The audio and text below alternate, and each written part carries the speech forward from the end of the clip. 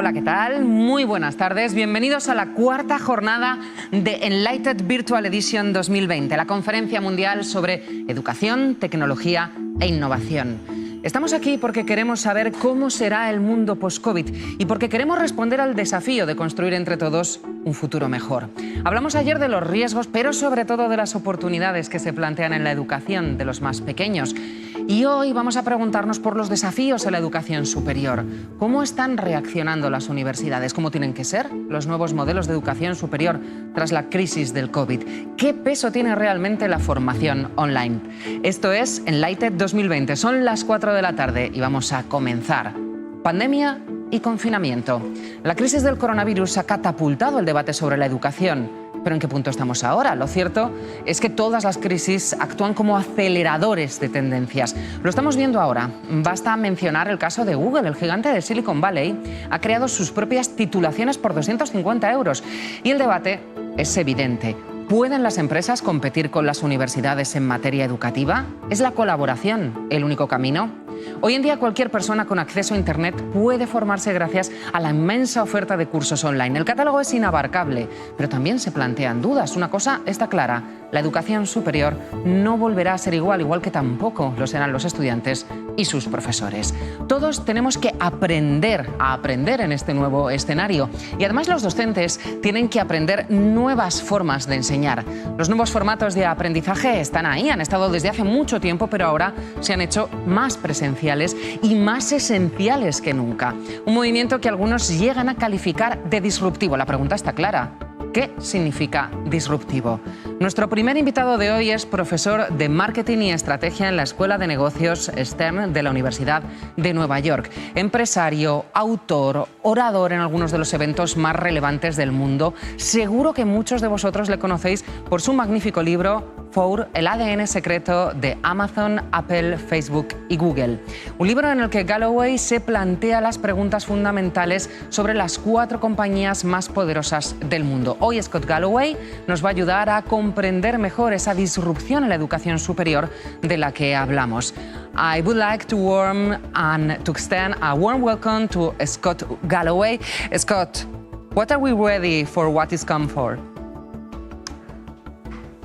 Hello and thanks. It's nice to be with you. Yeah, I think we are, if you think about industries that are ripe for disruption, arguably the industry that's most ripe to be disrupted globally is probably healthcare, but number 2 would be education, and that's what we're here to talk about. Bueno, pues además de que esté con nosotros Scott Galloway, el profesor Galloway, está con nosotros también Diego Alcázar de Benjumea. Muchísimas gracias por estar con nosotros, Diego. Vamos a escuchar al profesor Galloway en unos momentos y después tú le harás además algunas preguntas, ¿no? Efectivamente, muchas gracias. Bueno, pues estaremos con Diego en un momento. Mr. Galloway, we are hesitated just to hear what you have to tell us. Yes. I apologize. Can you repeat the question? Technology, I didn't hear the question. Yeah, I think I'm going to have a conversation with Professor Galloway. Thank you. Hello, Professor. Perfect. How are you? I'm good. How are you? Very well. Thank you. So, Professor, I heard you say that you grew up a son of an immigrant mother with no economic security. You got into UCLA by defining yourself, and let me tell you, this is an amazing definition, as an unremarkable, your words, high school student. As you may know, diversity is one of the key values at IE University, and despite having 140 nationalities on campus, we understand diversity in a broad sense, including profiles from cultures and socio-economic backgrounds that are essential to add different visions and understandings of the world. And second, those profiles that are not remarkable according to standardization of remarkability.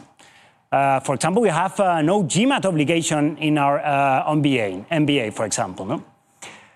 My question would be, do you think the educational system in the US and probably around the world is missing a lot of talent from people that don't have economic resources or that don't fit in the standard profile of excellence?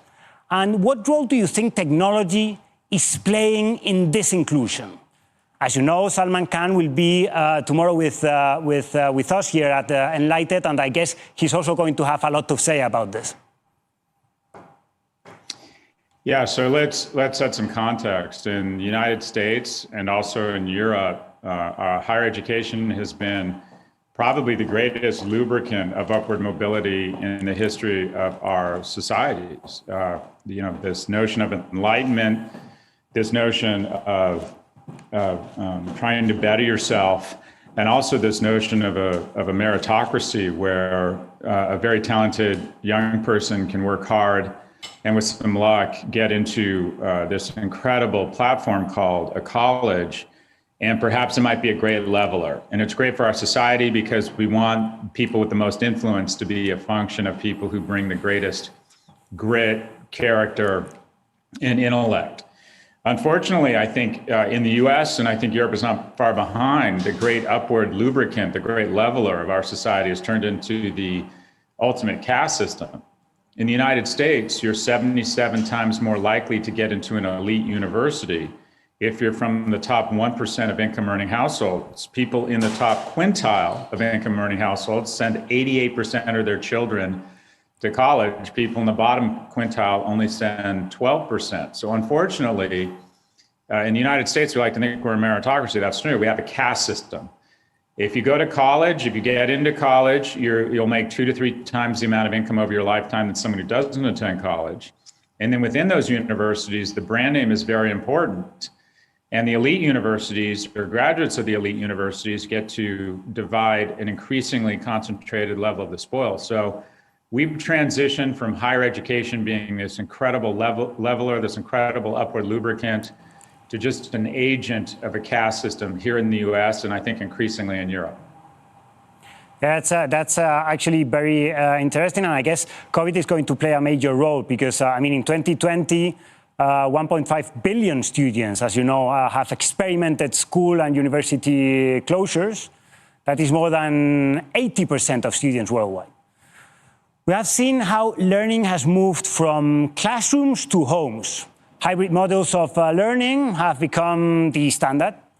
And although at our university, we have closed and opened our campuses and closed and opened them again, partly or completely. But we have done this safely thanks to our 20-year experience in liquid learning and obviously to massive testing. Today, still, most universities worldwide are closed and offering diminished academic experience.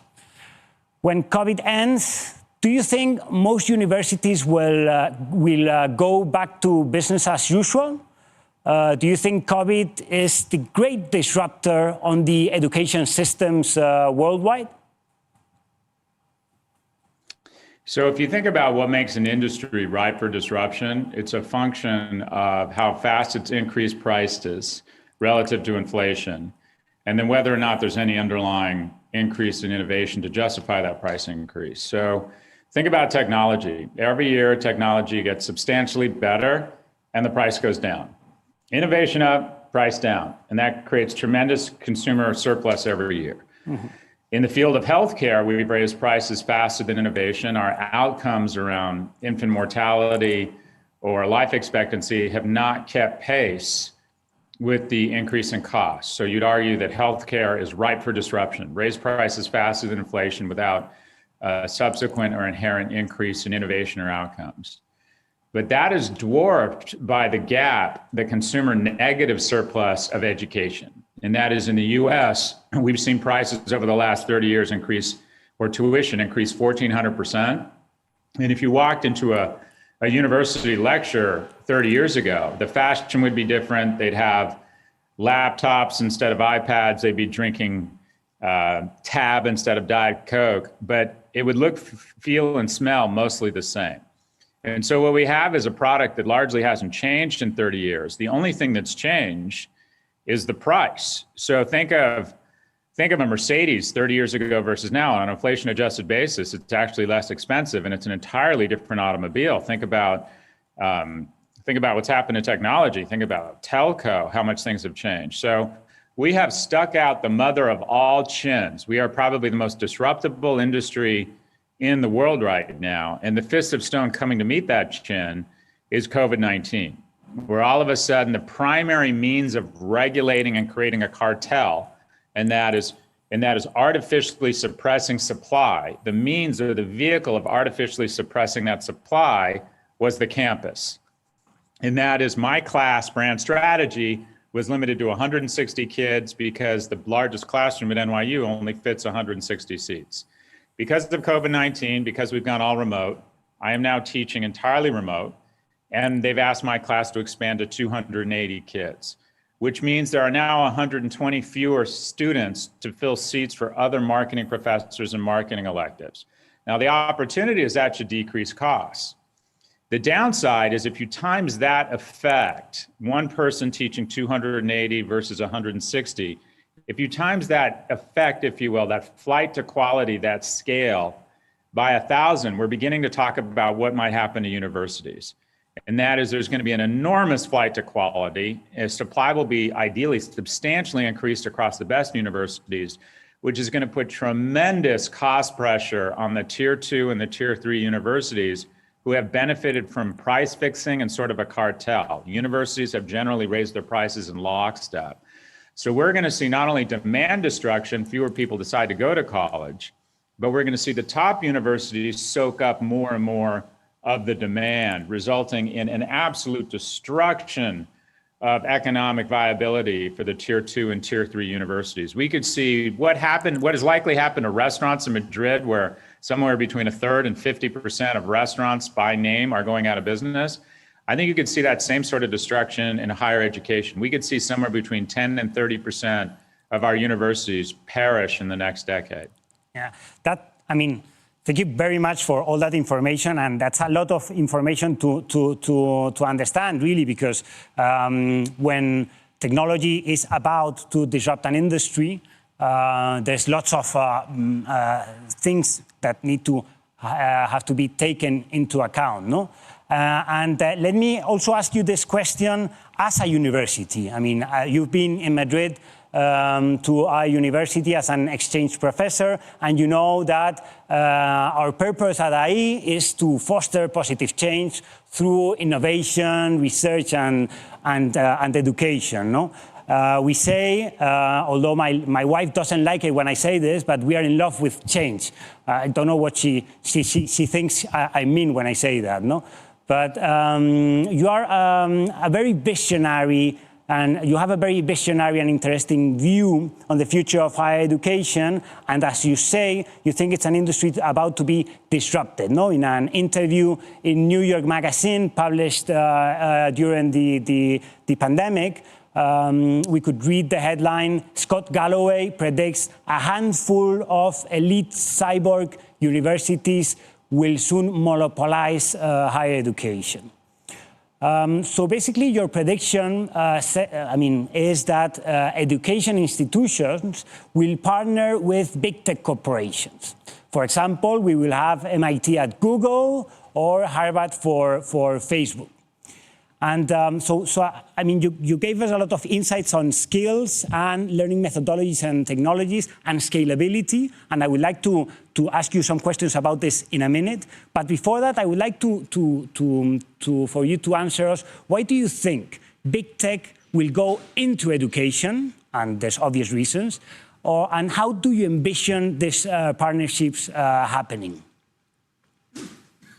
So big tech will go into education, not necessarily because they want to, but because they have to. The problem or the challenge that big technology firms, whether it's Apple, Amazon, let's take Apple. Apple needs to double its share price in the next 5 years, or at least have a credible rationale that they will likely double their stock price in the next 5 years. Otherwise, people will sell their Apple stock and they'll buy Zalando or Zoom or Peloton. And the only way they're going to do that is if they increase their top line revenue somewhere between 40 and 80%. And that's assuming some operational leverage. They may not need to double their top line revenue, but they're going to need to increase it substantially. That means that Apple in the next 5 years has to go find another $250 billion in top line revenue, which means they have to go big game hunting. And then when companies need to add $250 billion in top line revenue, they're limited to a finite number of industries they can go into, because right now the majority of the world has a handset. Even with a super upgrade cycle from 5G, it's not entirely clear they could add another $250 billion in gross income to their top line. So assuming they have to go into other businesses, they've gone into the media business, they've gone into the music business, it leads them to one of a few places. The most obvious one is healthcare. I think Amazon is going to be the largest or fastest growing healthcare company in the world in the next 5 years. But I think Apple will likely enter the education sphere, because if you look at the amount of gross margin dollars produced in education, what other industry charges more than $100,000? Many universities charge more than $100,000 over 4 or 5 years at a 90+% gross margin. Hermes has 60 points of gross margin. Apple has 28 points of gross margin. Ferrari gets gross margins of around 30 or 35 points. Many universities get 90+ point percentage gross margins on their product for something they charge more than $100,000. The only other product I can think of in the world that is able to do this is certain pharmaceuticals for rare cancer disorders are able to charge hundreds of thousands of dollars at 90+ points of gross margin. But if you think about this, the gross margin dollars, Jeff Bezos summarized it perfectly. Your margin is my opportunity. So I think big tech will come into education because they have to, not because they want to, because it's the place with the most gross margin dollars that are up for grab. I think they will likely partner with the universities initially. So I could see Apple and the Bocconi partnering around some sort of design or liberal arts offering. Now, let's talk a little bit about IE. IE is in my opinion, is at a crossroads. And the fiduciaries and the board and the faculty have a decision to make. The first is IE will thrive. IE is going to thrive from a perception standpoint. There's going to be a flight to quality. IE is probably the premier brand in higher education in Spain. You will see, just as those smaller universities, there will be a culling of the herd, the tier 2 and tier 3 universities that charge an IE tuition, but without the IE certification or brand equity, will have a very difficult time surviving. After the culling, when there's more foliage or the same amount of foliage for fewer elephants, IE is going to consolidate the market and thrive. The question is, what does that mean for IE? Is IE going to become like the Ivy Leagues, drunk on exclusivity, and reduce their admittance rates such that they can go higher and higher in the rankings, which, by the way, have become a cancer of higher education because we all play to the metrics, we all study to the test, and one of the key components of a ranking is how low your admittance rate is. Do we fall into this trap? Does IE fall into this trap of becoming a luxury brand instead of public servants and boasting about how hard it is to get in? When I applied to UCLA, they admitted 60%. Now they only admit 12% of their applicants, and alumni are proud of that. That's tantamount to a homeless shelter turning away 88% of the people who showed up last night. I don't think that's a reason to be proud. Or will IE decide to use technology to try and dramatically expand its enrollment such that it offers more opportunity to Spanish citizens, to more people who want to come to Spain, to more people who want to integrate into Europe, and hopefully build greater bonds, cross-border bonds.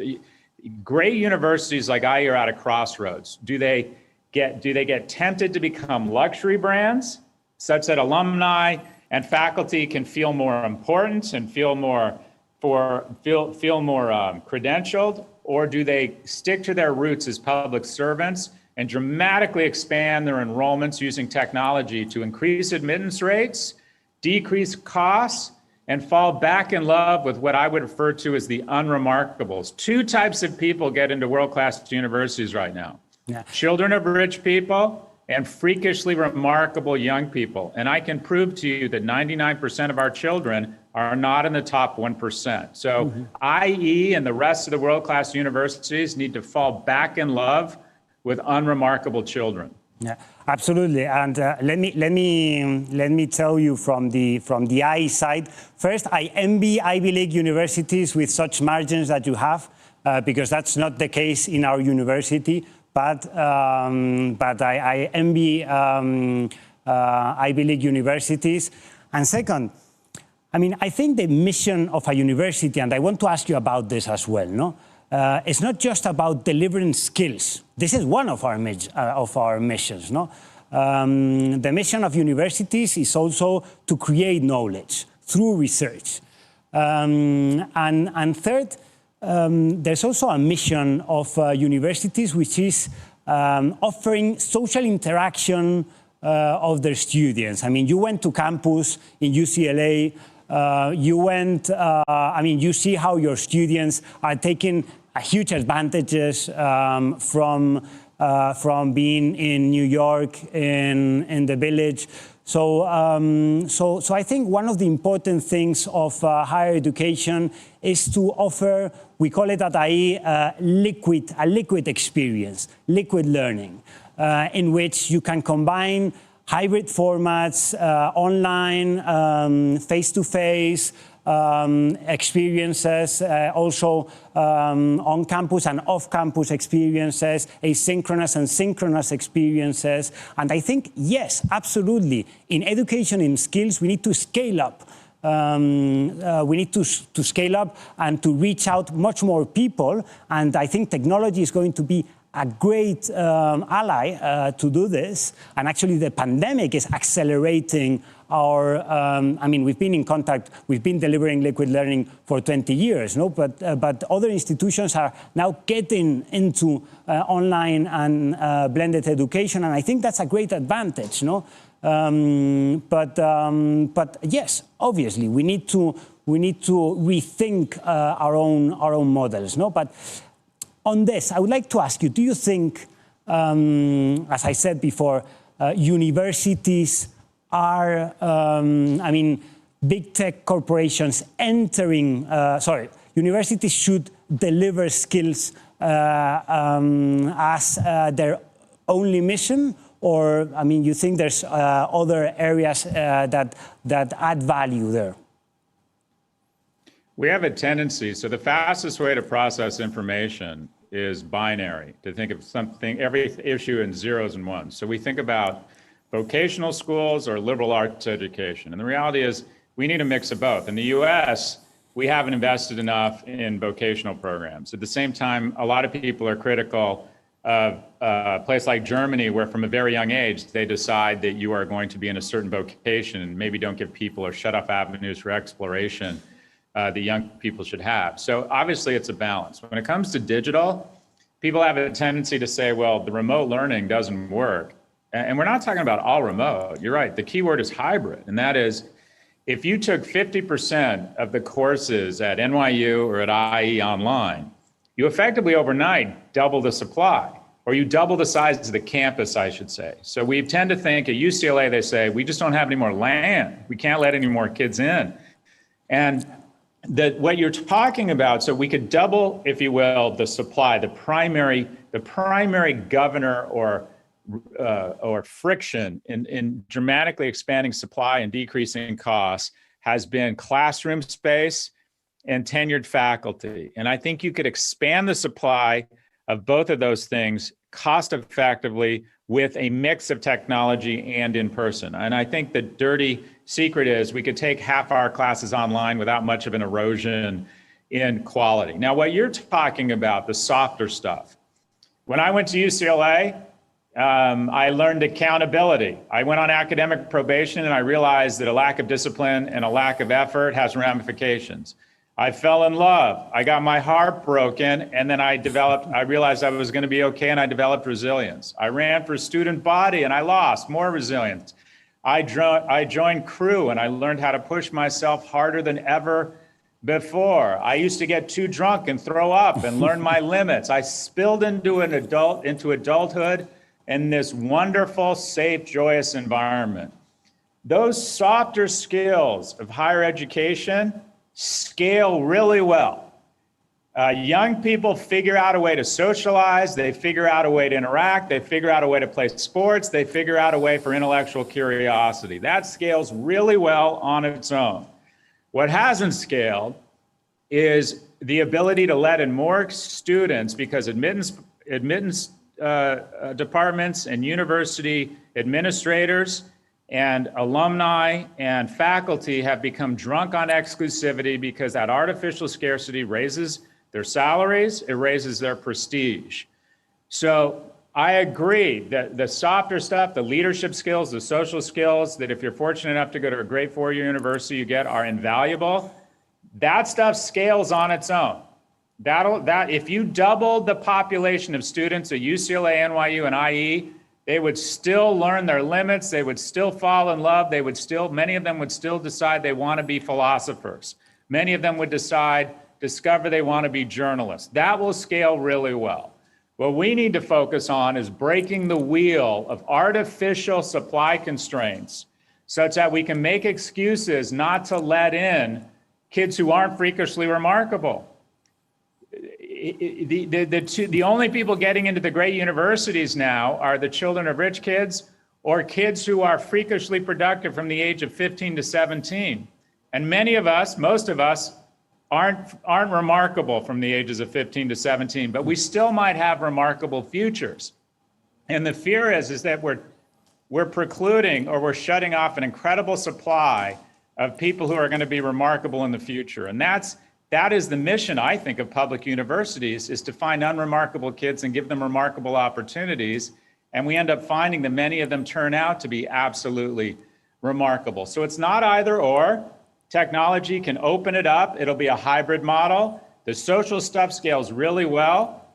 The opportunity or the need is to dramatically expand the learning and the in-classroom instruction. That's what we need to focus on. Yeah, I mean, absolutely. I think the question here is the level of scalability. Obviously, there's a level of scalability that we can assume, no? To give a very premium, I don't like that word premium, but an amazing experience to our students.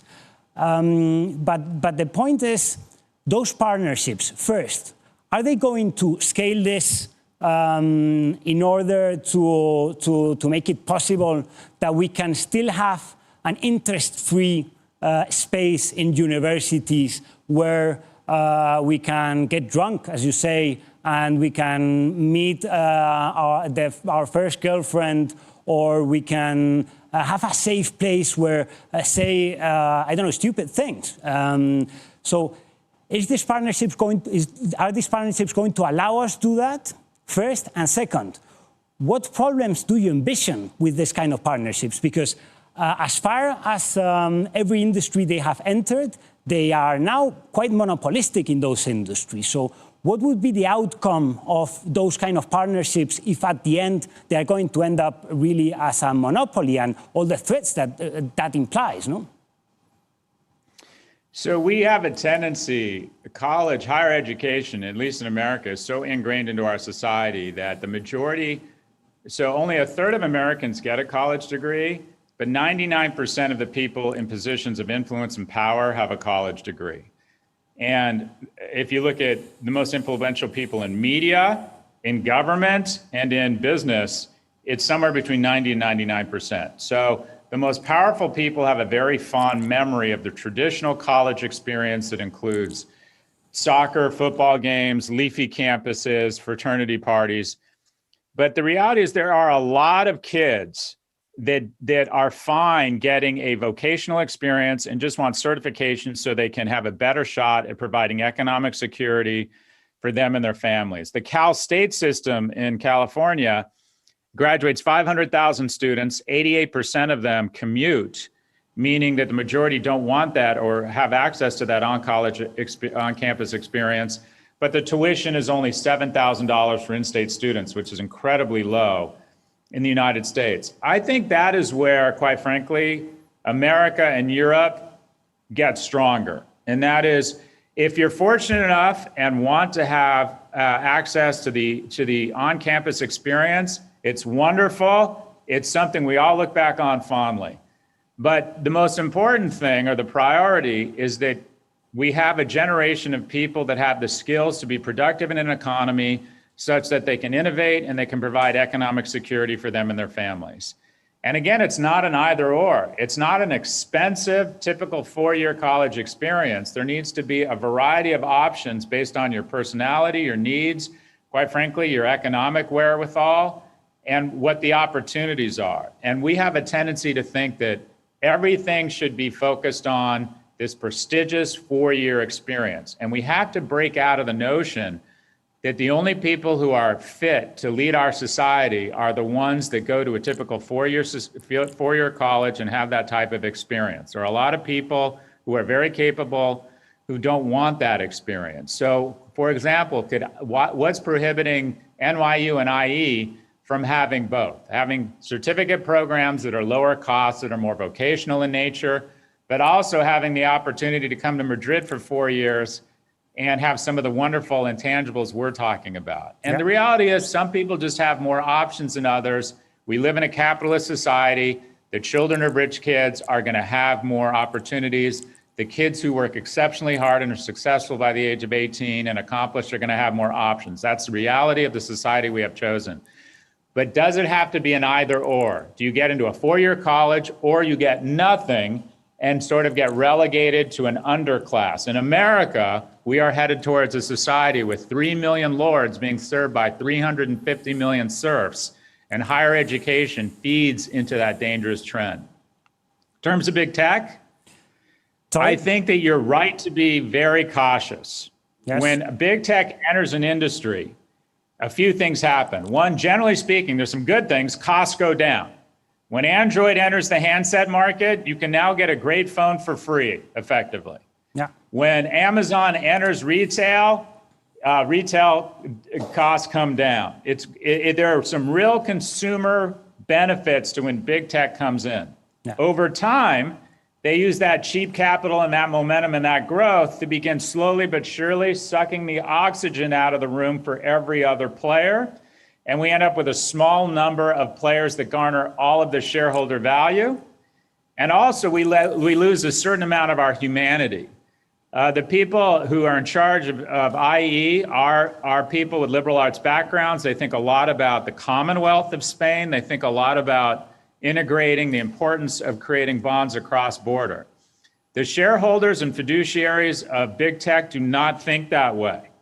They are 100% focused on shareholder value. They don't care if your teens are depressed. They don't care if your elections are weaponized. They don't care if the government gets no taxes because of tax avoidance. They don't care about unfair competition. They are not concerned with the condition of our soul. They will not take care of us when we are older. Yeah, absolutely. So there will be some short-term benefits to big tech coming in, but there is a very big danger, and that is they do to maps, or they do to education what they've done to maps, what they've done to streaming video, what they've done to online commerce, what they've done to social media, and that is it's great for the consumer, it's great for the shareholders of those companies, and slowly but surely it gets worse for everybody else in society. So I think I'm not here with a message of hope. I'm telling you what I think is going to happen.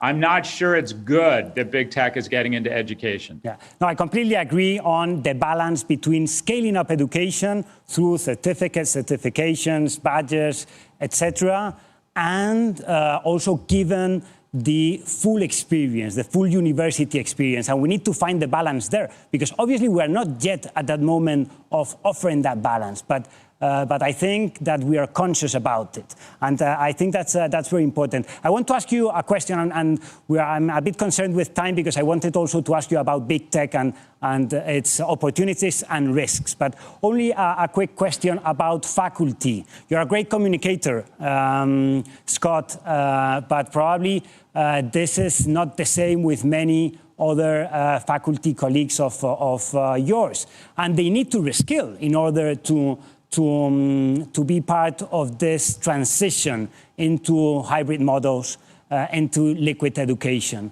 What are your suggestions for the reskilling of faculty? My suggestion is to adapt or die. Like every other species, there's sort of a two-class system among faculty and universities, and that is there are lecturers, adjuncts, teaching assistants, part-time lecturers who carry a lot of water and are generally underpaid. because tenure has become so expensive that it crowds out the ability to pay other people who do a lot of the teaching. And the tenure system in the US has kind of become this very efficient guild. Tenure initially was to protect Galileo, protect intellectual thought from the trends or the winds of that time, such that you could say provocative things and have some protection.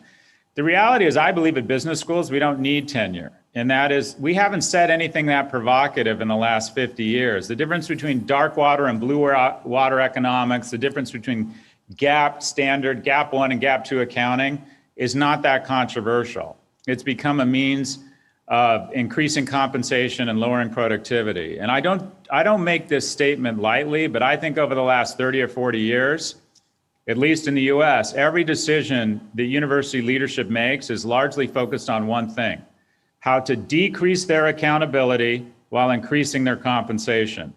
And the net result of that is we have had a transfer of wealth of $1.5 trillion from middle-class households to universities. And it's, in my opinion, it's morally corrupt. Spring in the United States and in certain parts of Europe used to be a joyous but nervous time to figure out where you're going to college. In the US, it's become a season of despair, where you have to sit down with your daughter, who has worked exceptionally hard, and tell her that despite her incredible work, despite her getting into an amazing university, you just can't afford to send you there. Or these irrational decisions to take on debt that is greater than the value of our house and potentially put off retirement for years because we buy into this basic instinctual notion that we have failed as parents unless we get our kids to college. So the income transfer that has been affected here, the transfer in wealth from middle-class households across Europe and US to universities because of a cartel and the fact that we are drunk on luxury, has been morally corrupt. And I think COVID-19 presents an enormous opportunity for faculty and for universities to face a fraction of the economic pressure that households and individuals face every day across Europe and the United States. Our arrogance and our self-aggrandizement has led us to believe that we are not subject to a fraction, or shouldn't be subject to a fraction of the same scrutiny that every business, every household, and every European and American has to face on their own. The reckoning is overdue. Yeah. So thank you very much for your sincerity. It seems that with COVID, that we have had a decade acceleration in 6 months, and that this is happening across every industry. Some businesses, like the powerful tech monopolies that you just mentioned, will drive as a result of the disruption, becoming even bigger and monopolistic. And while technology has generated great amounts of wealth, it has also sharpened social inequalities, as you mentioned before. It has done very little to address global issues, such as climate change, or helping the rise of populist movements in several strong democracies. In addition to this, they are boosting their revenues by selling their capacity to influence us through our data, with no real privacy policies in place. In my opinion, all this could even question the essence of liberal democracies. So what are your views on tech companies, as you mentioned before, and their influence in our societies? And what role do you think, I don't want to say traditional universities, but interest-free spaces should play on avoiding those risks? So you brought up an interesting concept, and that is COVID-19 is more of an accelerant than a change agent. None of the trends are really that different here. They just accelerated 10 years. I believe we always said in 10 to 20 years, China would become the new superpower. I think it's happened. In America, we don't like to admit it, but as we withdraw from the World Health Organization, China fills the void of leadership that America has created, and they're stepping in. As we argue over the vaccine and refuse to wear masks in the US, China is now saying when they have a vaccine, they will distribute it for free in Thailand and other countries, and they're establishing goodwill around the world. US e-commerce was at 18% of retail In March, in 8 weeks, it jumped 28%. It jumped 10 years in 8 weeks. The number of young adults living at home in Europe has accelerated by 10 years. There are now more young adults in Europe and US living at home than living on their own. Government spending has accelerated 10 years. So this is an accelerant.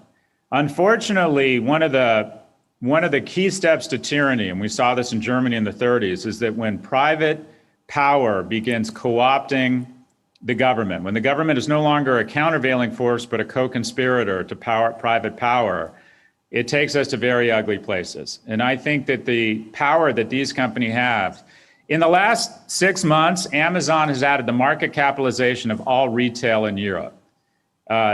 Google has enough cash on their balance sheet to buy Boeing and Airbus for cash. Jeff Bezos, with his personal wealth, could buy every football team in Europe, every basketball team in the United States, Bombardier, and then with his spare cash could buy Airbus, Hugo Boss, Carrefour for groceries, and then buy the Pan Am building. It's striking that we have let wealth for certain individuals become this concentrated, and we've let so few companies become this powerful. 98% of the gains in the marketplace since March are represented by just 7 companies. So while we take cold comfort in the notion that the market is up, the market is not up. Some companies have accelerated, and we just have to decide as a society, are we comfortable with an increasing amount of power, an increasing amount of the spoils being garnered by fewer and fewer companies and fewer people? So we just have a decision as a population to make. Are we comfortable with this concentration of power? It's happened more dramatically in the US, but Europe is not far behind. The same things are happening there. I hope that I'm very encouraged by Marguerite Vestager, and that Europe is being more focused on antitrust and regulation. But these companies have blown by any reasonable test of a dangerous concentration of power. Thank you so much, Scott. Thank you. Muchísimas gracias, Scott. Muchísimas gracias, Diego del Alcázar Benjumea, vicepresidente ejecutivo de EA University, por esta charla. Muchas gracias, de verdad. Ha sido muy, muy interesante, más que interesante, diría yo. Muchas gracias.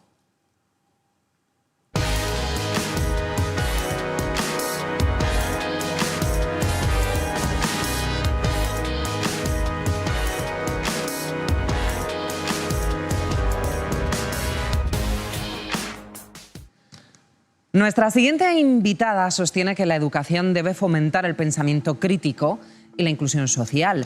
Está convencida también de que los estudiantes y los profesores tienen una increíble capacidad para adaptarse a los retos. Retos como el que ahora vivimos, pero para apoyarlos en ese desafío son esenciales las políticas comunes, programas como Horizon Europe, Erasmus Plus o Creative Europe. ¿Qué podemos esperar de estos programas? Bueno, pues eso es lo que va a explicarnos Marilla Gabriel, comisaria europea de Innovación, Investigación, Cultura, Educación y Juventud. Welcome, Marilla. We can't wait to hear what you have to share with us today. Thank you. Thank you very much, ladies and gentlemen. First of all, it's a great pleasure for me to join you. Thank you very much for giving me the opportunity to speak about such an important topic. And I would like to start by saying that our societies are facing significant challenges, challenges that cannot be ignored or left for tomorrow. Climate change, digital transformation, the actual health crisis, just to name a few. And all these issues deserve our attention. And to face them, we must change. And this means universities are our driver. They are our hope that we'll be able to succeed in these transformational processes. And it is very good that the higher community education is so engaged. We need your readiness to adapt, your wisdom and your creativity. We need you to provide our citizens with the necessary knowledge and skills and to create and attract more talents, researchers, bright people here in Europe to say them that Europe is your home And that's why, for me, again, it's an occasion to say thank you very much for your engagement. We count on you because we would like to reach our objectives together with you, set out in the Union's Recovery Plan, the European Green Deal, and the 2030 Sustainable Development Goals. Now, I would like to focus my intervention on the three main initiatives that I presented last month. That's the framework of our European knowledge strategy. We are talking here about a new dynamic European research area, a European education area that we would like to see as reality by 2025, and the Digital Education Action Plan. So first, let me start with the European research area. What is important since the beginning? That we need to assure real synergies between European research area and European education area. Because what unites these three initiatives, it's our desire to offer a common response to the challenges of an inclusive, green and digital Europe. A Europe that can tap on the potential of all citizens, including women, in all areas of study or work. And we need to do more, and I think that our initiatives can give some good, encouraging examples. First, I would like to start with the European research area, as I already said it. Of course, we have the European research area now for 20 years. We have good successes. Just to mention a few of them, we have a world-class research infrastructures. We have 7 billion of investments from our national member states. We really have done a lot in order to have lowering geographical barriers to researcher collaborations and mobility. And initial steps were done to enhance access to open, reusable scientific information. We all have seen how important it is, open access and open science during the crisis. However, the European performance on research innovation has stagnated since 2012. And major players from Asia in particular are gradually growing.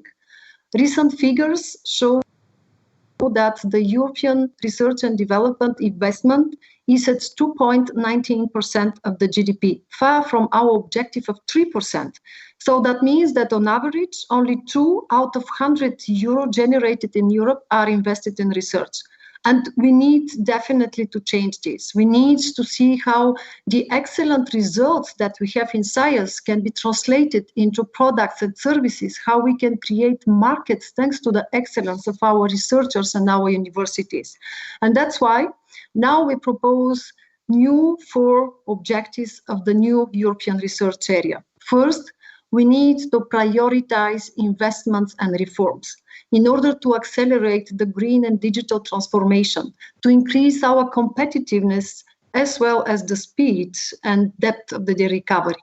We need to simplify and facilitate the interplay between national and European R&I system, and that will be at the core of a new non-binding pact for research innovation in Europe that we, the Commission, we propose as a basis for our member states to reinforce their commitment to share policies and principles.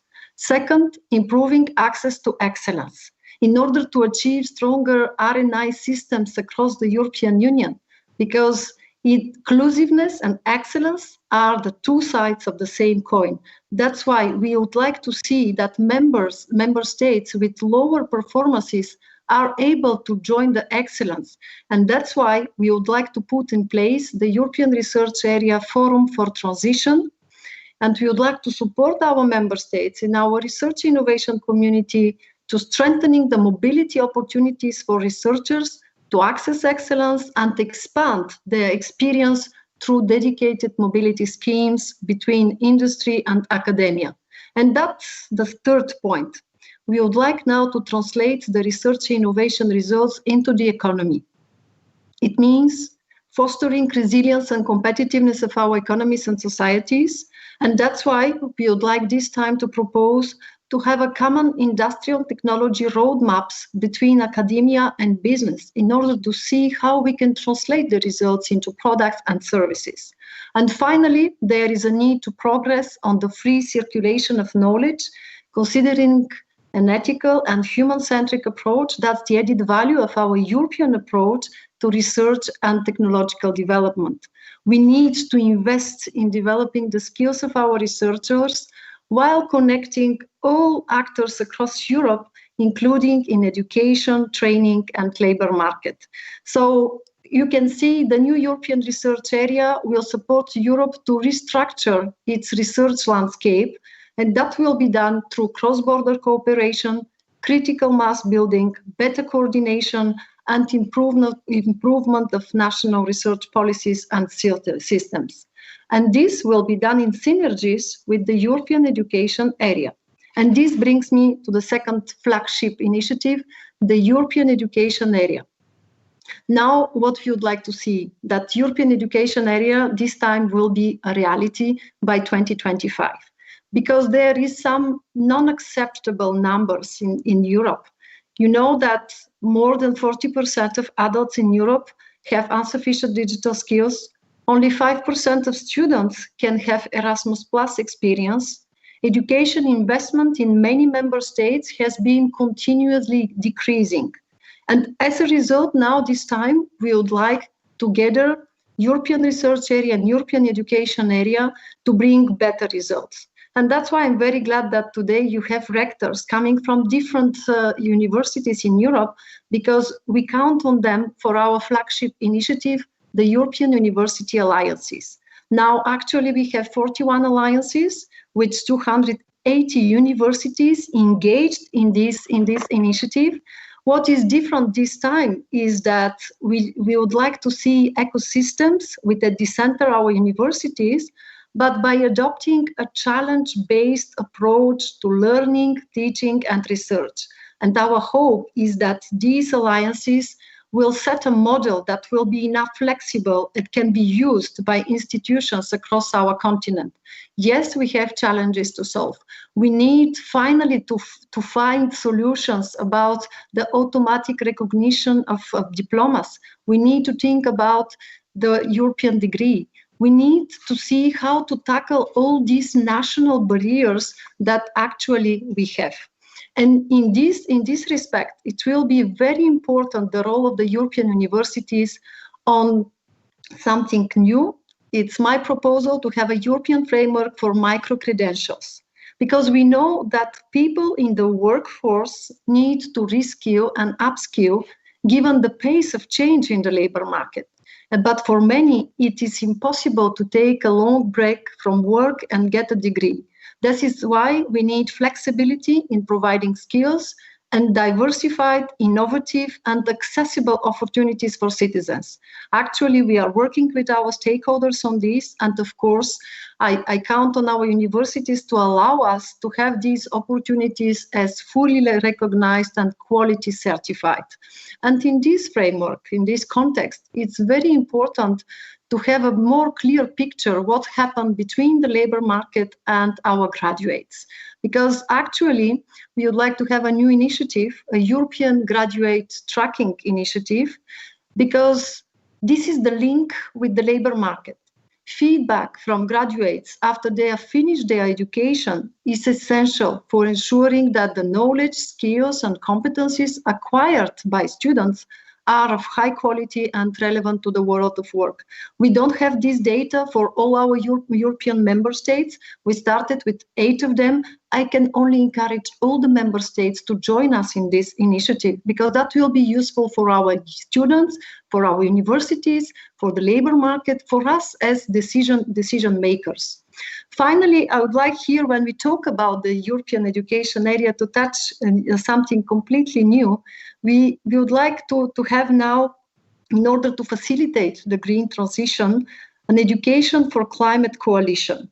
I think that we need to take into the consideration the wish of our young people to be engaged in this endeavor. We need really to see how, with the whole education community, through a renewed commitment for climate change and actions with quantified targets, we can see where it is possible and what we can do in order to accelerate some of the processes. And one special mention to women, because that's a topic very close to my heart. We have gender balance when we talk about PhD graduates, but we need more women in decision-making process. Only 24% of our rectors in Europe are women. So we'll be very glad to work together with all of you in order just to reflect the diversity of our society and to work as a team. And final word, we need all these measures to be inclusive. Even today, too many competent people are excluded from higher education due to social, economic, or cultural reasons, or lack of support and guidance. And we cannot afford to leave people behind.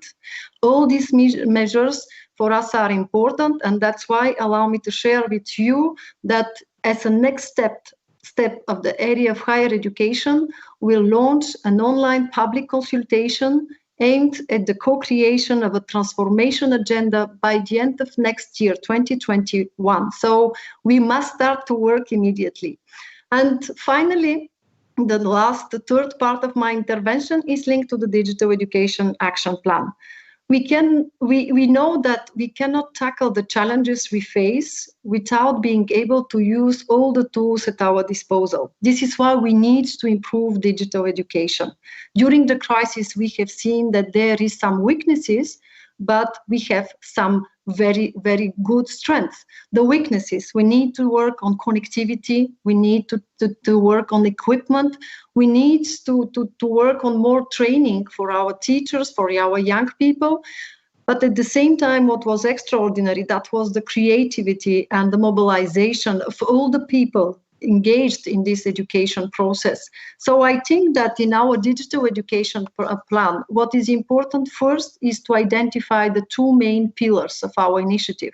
First, developing a high-performing digital education ecosystem equipped with all the tools our educators and learners need to become digitally proficient. Of course, we'll have initiatives for connectivity and equipment. For connectivity, my proposal is to have connectivity for schools initiative for rural and remote areas. And for equipment, what is important now is to share this message with our member states, because actually they have maybe for the first time a great flexibility to use the money coming and the funds coming from regional funds, coming from next generation, in order to provide this to our universities and our schools. And one important thing, because equipment and connectivity is one thing, but we need quality online content. That's why my intention is to launch a feasibility study on the creation of a European exchange platform. Europe needs to catch up and create its own common space to share certified online resources and link existing education platforms. Second pillar of our digital education action plan is enhancing the digital competencies of European citizens. We need here to pay attention to both basic and advanced digital skills and competencies. We need to better understand the data-intensive technologies, such as artificial intelligence. And when we talk about artificial intelligence, two concrete initiatives. We need to fix an ethical principles with the use of artificial intelligence in our education systems, because definitely that's the next game changer. But there is a lot of issues that we have to address, especially because in Europe we have values and we have principles, and our approach is human-centered approach. The second thing is to have more girls on artificial intelligence, because artificial intelligence is working with a big amount of data. There is a huge risk to reproduce some bias, discriminations. So my wish is really to work all together in order to bring more women in STEM education, because when we look at this, we can see that 54% of all higher education students in the EU are women, but only 17% are doing ICT. And I think that here we need to use just their potential. Finally, very, very practical question, how to coordinate all this, because there is a lot of different initiatives, as you already have seen. What we would like here is to create a European digital education hub. This hub will support our member states by exchanging experience and good practices, and it will link digital education initiatives and strategies and connect national authorities, private sector, experts, education and training providers, and civil society. It's up to all of us to see how this digital education hub will work, but my wish is to have all our member states in and finally to facilitate the extraordinary work that is done in all our member states. In conclusion, through education, research, and innovation, we can achieve our goals and face the challenges that change our way of life. And our ambitious knowledge strategy, I think, that provides a path to this. And this is the way forward, is if Europe is to remain competitive and innovative on a global scale while remaining true to its core values. This can be challenging times, but as we work together, we can make sure that higher education emerges stronger and more connected. Thank you very much for giving me this opportunity to share these initiatives and thoughts with you, and count on our full support.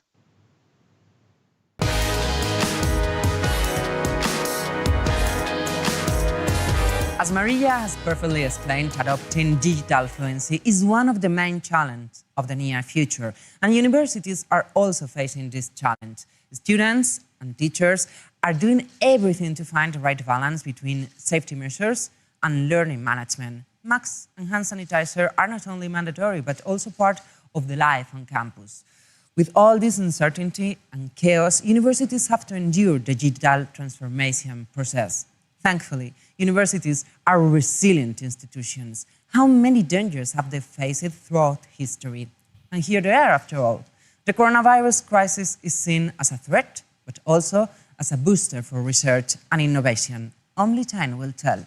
Well, time and our next panel. But before we greet the speakers, let's welcome Cristina Manzano, Director of Es Global and columnist at El País. Welcome, Cristina. Thank you very much, Marta. Good afternoon, good morning if you are on the other side of the Atlantic, good evening. Thank you for being here, there at the other side of the screen, for this exceptional panel to tell us, Marta just explained, the challenges and opportunities for the future of higher education, especially here in Europe. We have with us today, for this, to talk about these issues, we have Santiago Iñiguez, who's president of iUniversity. We have Martin Paul, who's the rector of the University of Maastricht. We have Edeltraud Harapi Egger, who's the rector of the University of Vienna Sciences and Business there in Austria. And we have Andrea Principe, who's the rector of Luis Guido Carli University in Rome.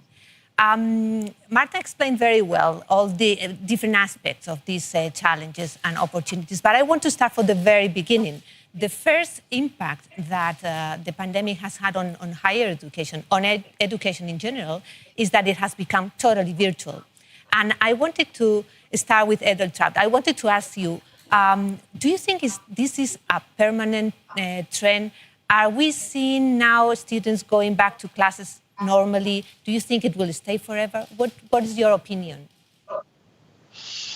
Oh, well, thank you very much. No, well, of course, we saw that it works to go virtual and to have all our lectures transformed to the digital format. So it did work, actually.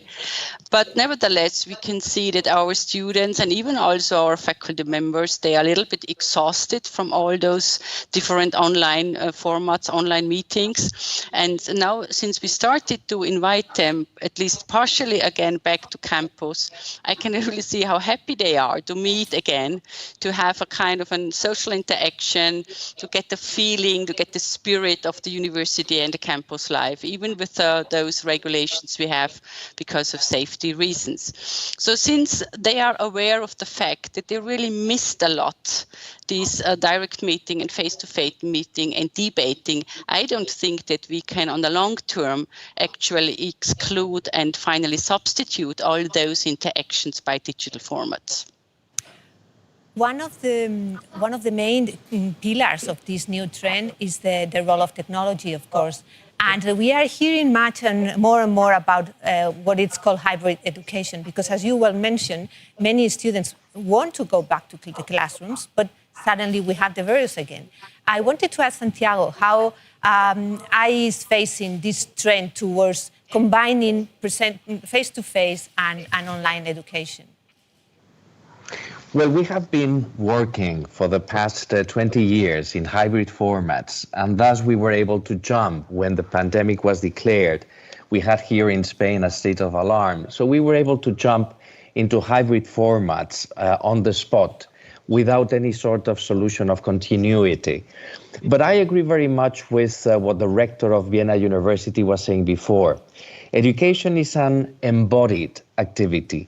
We learn when we are small children, we start learning not just by listening and seeing things, but even by touching. So the senses and the use of the senses is vital for the learning process. That's why we have discovered that despite technology bridges the learning process and of course helps a lot in terms of personalizing the learning, we still need very much face-to-face, in-presence education. In fact, all the surveys that have been run across continents for undergraduate and postgraduate students reveal that they all miss being on campus and interacting in presence with their fellow students. Many of those fellow students come from other countries, and international mobility has also been very much affected. Martin, again, do you think that this pandemic will change the way we have been perceiving, we have been living international mobility? Not only the pandemic, but also other trends like the new transatlantic relations or Brexit. Many students used to prefer the UK for their studies. Are they changing now more? Are they looking more towards continental Europe? Yes, I think so. There is a change that we see, and I think it will last. I think the challenge now is how can we create international mobility in a virtual context. As you may know, I'm also responsible for European University Alliance, Youth for Young Universities for the Future of Europe. And we have spent a lot of efforts recently to have a virtual mobility, which means that students can follow courses online at 10 different European universities. So that is not a perfect replacement of going and experience a different culture, but you certainly also can follow what we call an international classroom. Then beyond Europe, I think the change will be more dramatic as any geopolitical change has been in the past, such as Brexit, the situation in the US that's unclear, situation in Asia. So I think that will change the student streams. I can only say from my university, we were surprised that we see 15% more students that inscribed at my university this year, mostly from within Europe, not from outside Europe. There we see a small decrease. Andrea, may I ask you, are you also seeing that trend? More students coming from within Europe than from other places that used to come before? Yes, we've experienced the same pattern that Martin was mentioning.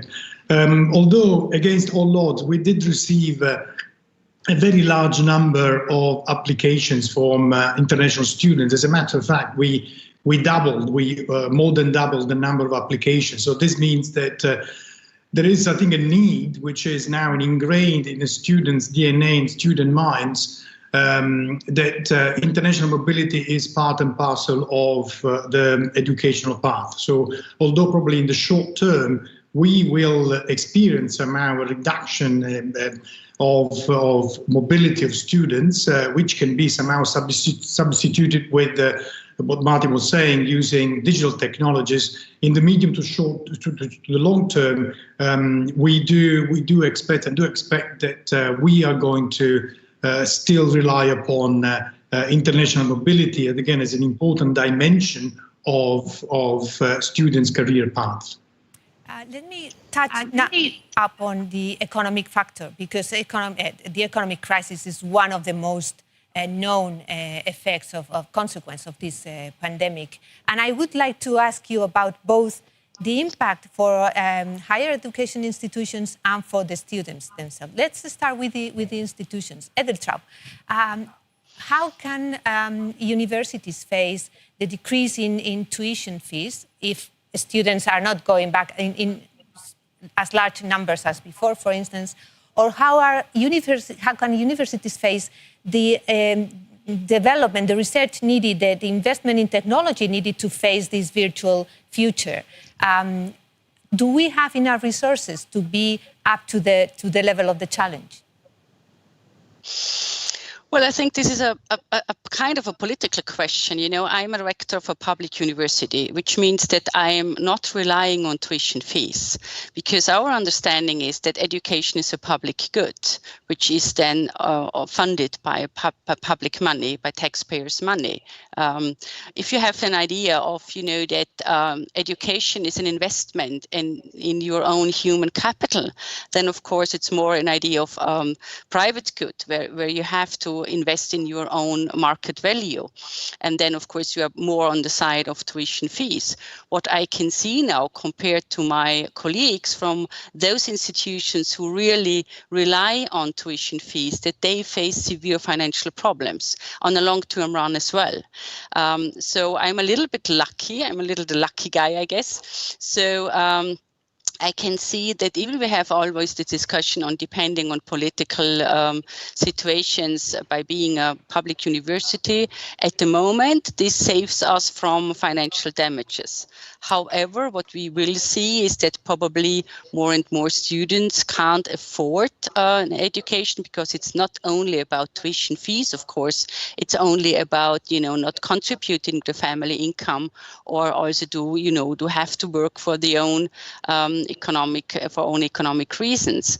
Therefore, I think that one idea would be to go a little bit more to philanthropic culture, which is not very well developed in Europe. But basically, I think we should invest a little more in this area of the idea that people just support financially research and universities, and therefore higher education.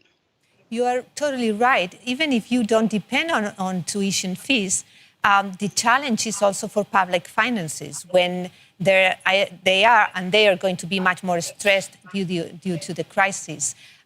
Martin, do you think the plans that the European Commission, the European institutions are designing for the recovery plan and the next budget for the European Union, do you think that will be enough to cover that stress in our public finances regarding, again, higher education? I mean, that's a difficult question to answer. I mean, I'm concerned that if the European Commission makes budget cuts, that higher education can be a victim. So I think we have to lobby for that.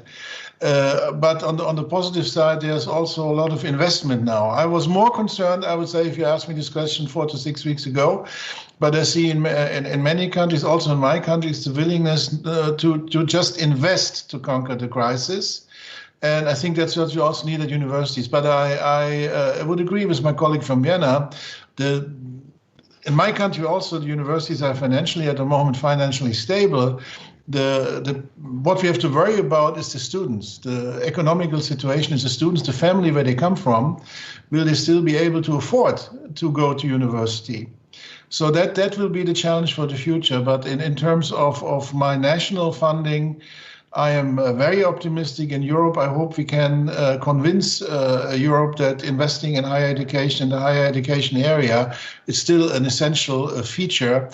But I'm really worried about the students and their families. Andrea, regarding precisely students, what is your experience there in Rome?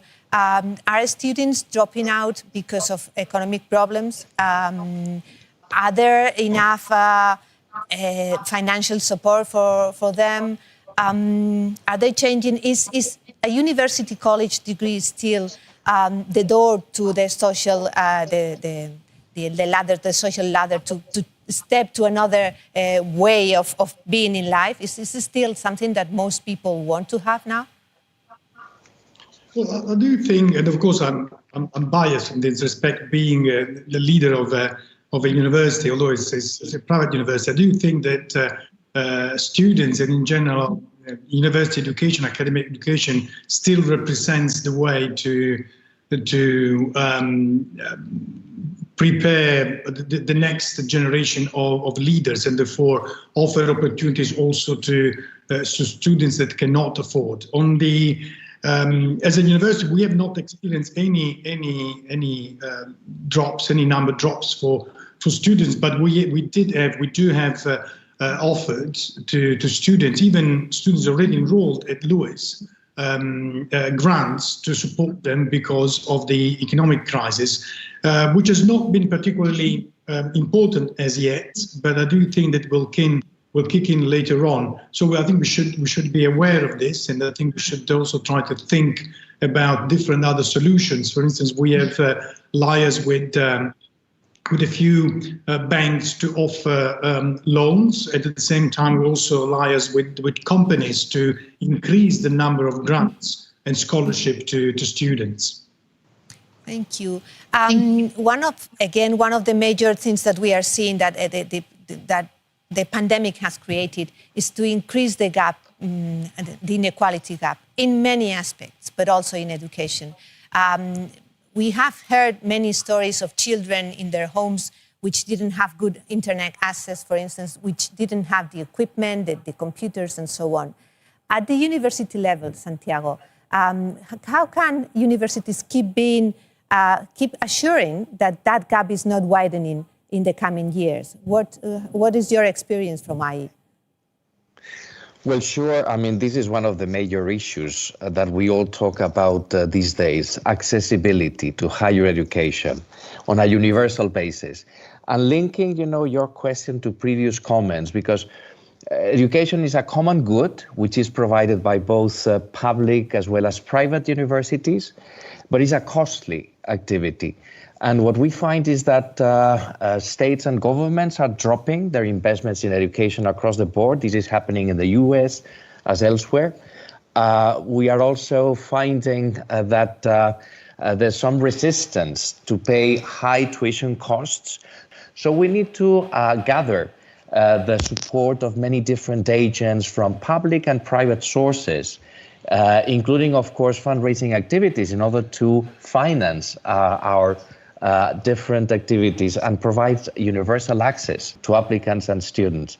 So I guess this is actually an issue which is applicable across the board. It doesn't just affect European countries. It's also present in the US, across the Americas, and increasingly in Asia. Of course, education can become an equalizer. It can actually provide the best possible access to climb up, as you were saying before, the social ladder. But unless you guarantee access to higher education, good scholarships, good loan schemes, and of course, many other sources in order to finance the activity at universities, and this is also linked to international mobility. Of course, moving all those students and faculty members and talent across countries, cross-border, does also entail costs, and the European Union has been, very supportive of the Erasmus program. But we will probably need to increase those funds in the future. So anyway, education is a common good that deserves lots of attention in order to gather enough funds to finance, this very important activity for the global society. Let me go back to the very beginning, because we were talking about the impact of the pandemic in virtual teaching, how everyone has become suddenly virtual. But do students and do parents consider that virtual teaching has the same level than face-to-face teaching? And learning, of course, and what about the experience on campus? When we have to become, Edeltraud was saying before that many students want to go back. We are seeing students going back to campus, but there will be moments where it won't be possible. There will be institutions that will bet on virtual because of many reasons. How can we define a university college degree that is virtual without having the experience of the campus life experience, which was it is an essential part of higher education? I know you mentioned before that most of the students want to come back to the campus, but what if as I was asking at the very beginning, is this a permanent trend? Is this a temporary issue? What is your opinion, Martin? Yes, I think the full-time virtual education is a temporary solution and temporary response to the acute phase of the pandemic, that if there's a lockdown, you have to go this way. If you can avoid that, I think the future is indeed the blended classroom, hybrid education. We have done a lot of interviews with staff and students, current ones and ones that apply, that they really want this mix. They want a mix of a campus experience with an online variant. So what we have decided to do here, and we have currently run our campus with 20-30% of the normal capacity due to the social distancing rules, that all the lectures are online. All, I would say, larger groups are online. But the small groups, the interaction, the social interactions, we organize those on campus. In my view, this is the model that we also will pursue in the future. I don't think a full-time digital virtual environment for the whole degree program is going to be viable to replace what we have done in the past. And what about teaching? What about professors? How have they got used to this online teaching? Because students are young and by definition more resilient, but what about the faculty? And this is a common question. This goes for all of you. What has been your experience throughout these months with all these professors having to teach online if they were not used to? Who goes first? Maybe Edeltraud, please. Well, yes, indeed. I had nice experiences with colleagues who would probably have said 1 year ago that there's no way to have any digital format in the class because this is just not thinkable. Now they would come back to me and would say, well, now since I had to go online, I learned a lot, and I can see that there are still parts I can also in a long-term run I could use for a better teaching concept. So I think that my faculty members did a good job. But nevertheless, what we saw is that they really need competences. It's not only about technological competences and how to use the tools, but it's also that they really had to redesign their concepts. So simply, switching your traditional teaching concept into the virtual world, this did not work.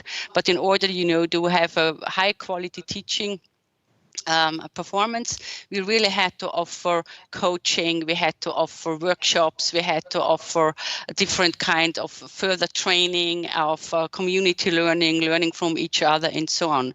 So I think that also teachers and faculty members, they experienced new ways of teaching and new ways of interacting with the students. However, what they also reported is that they really miss the interaction with the students. And may I add just one issue about the virtual world. What we can see is that it is much easier to switch to online formats in groups of students who know each other. So they have already some networks and they know each other. They had been in classes last academic year and so on. For those who come to the campus for the very, very first time, who have to, to get used to this huge organization, to find new friends, to find learning groups, these are those who really need also on-site events and space to get to know each other. Andrea, how have you dealt with this with your professors, the professors in the Luis Guido University? How have they dealt with teaching online? Were they used to? How far had you gone before this pandemic to online teaching?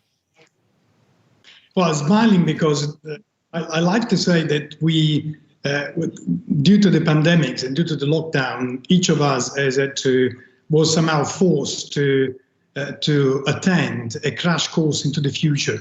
And as a matter of fact, all our faculty at Lewis, some of them were already very much into digital learning, but now the entire faculty has had a very interesting experience now to use digital technologies. And I think that despite the the kind of gap that we had at the beginning. Now we have filled it very well, to the extent that soon after the end of the summer term last academic year, we have organized a set of seminars for our faculty to tell them how to and teach them how to redesign the programs, the courses, to better exploit this hybrid model. As other universities in Europe, as we were listening at Lewis, we have adopted this hybrid model that offer more, in fact, more spaces, more logistics, more on-campus presence for the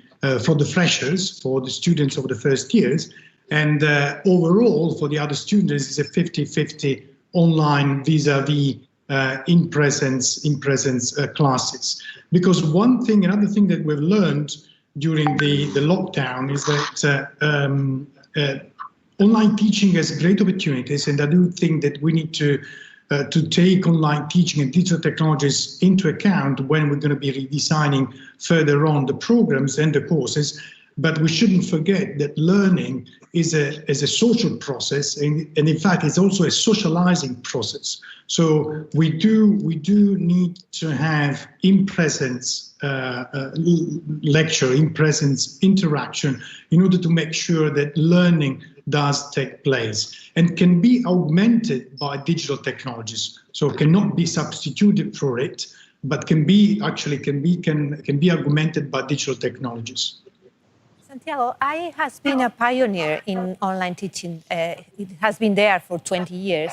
Where do you see the next wave of innovation in higher education and in higher education in general?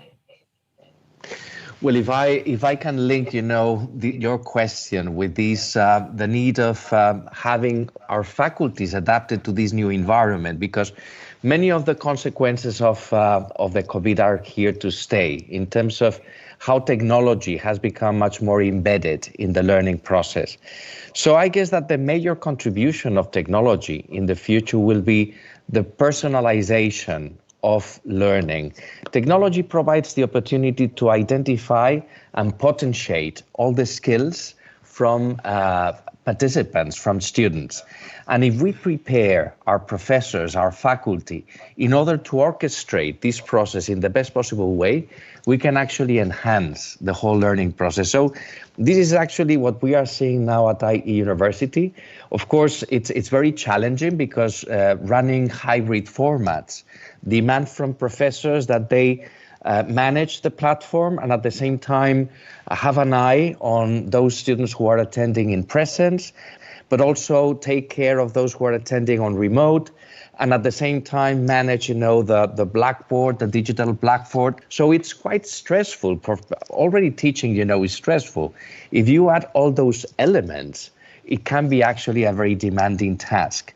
So what is vital is that we actually train our faculty so that they can not just cope with the new challenges, but can make from these lots of opportunities the best possible experience, learning experience for participants. I guess that the major contribution of all this is the personalization of the learning process. Let me turn the same question to Martin, please. What is your experience with the faculty? How have they reacted? And where do you see the next wave of innovation in higher education? Yeah, well, I think we were all impressed, of course. We are a problem-based learning university. I would say we are very versed to deal with problems. We have adapted very fast. And we also had teams of more experienced users that taught the others. So that was not the issue. The thing that concerns us, and this has also been addressed by Santiago, the pressure, the additional work pressure that this online teaching can cause. So we have really to invest in additional help, new technology, faster internet connections, also emotional support. And then another point, a lot of our faculty is in home office, provide equipment for them that they can use in home to make the home office as efficient than they are on faculty.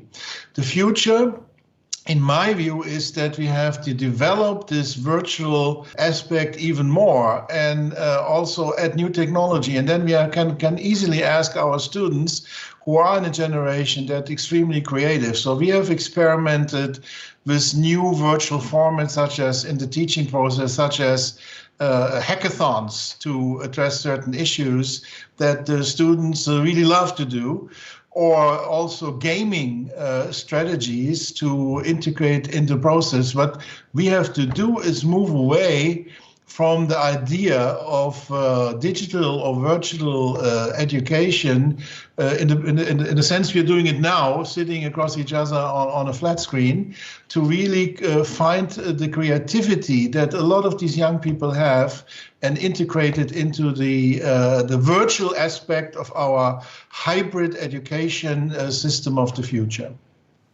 Let me be a bit of a devil advocate here. Talking about Europe, where do you see the competition? Especially considering that we are completely reliant on technology companies and technology corporations. The European Union is trying to fill the gap with not having technological champions, which are necessary to develop all these factors in higher education. Where do you see the competition in technology? In other countries? Is it in Asia? Is it in the United States still? Can we really be up to the level of the moment, of not now, of the future that is coming to us? Who wants to go first? Maybe Andrea, please. Well, that is as we're saying, a kind of political question here.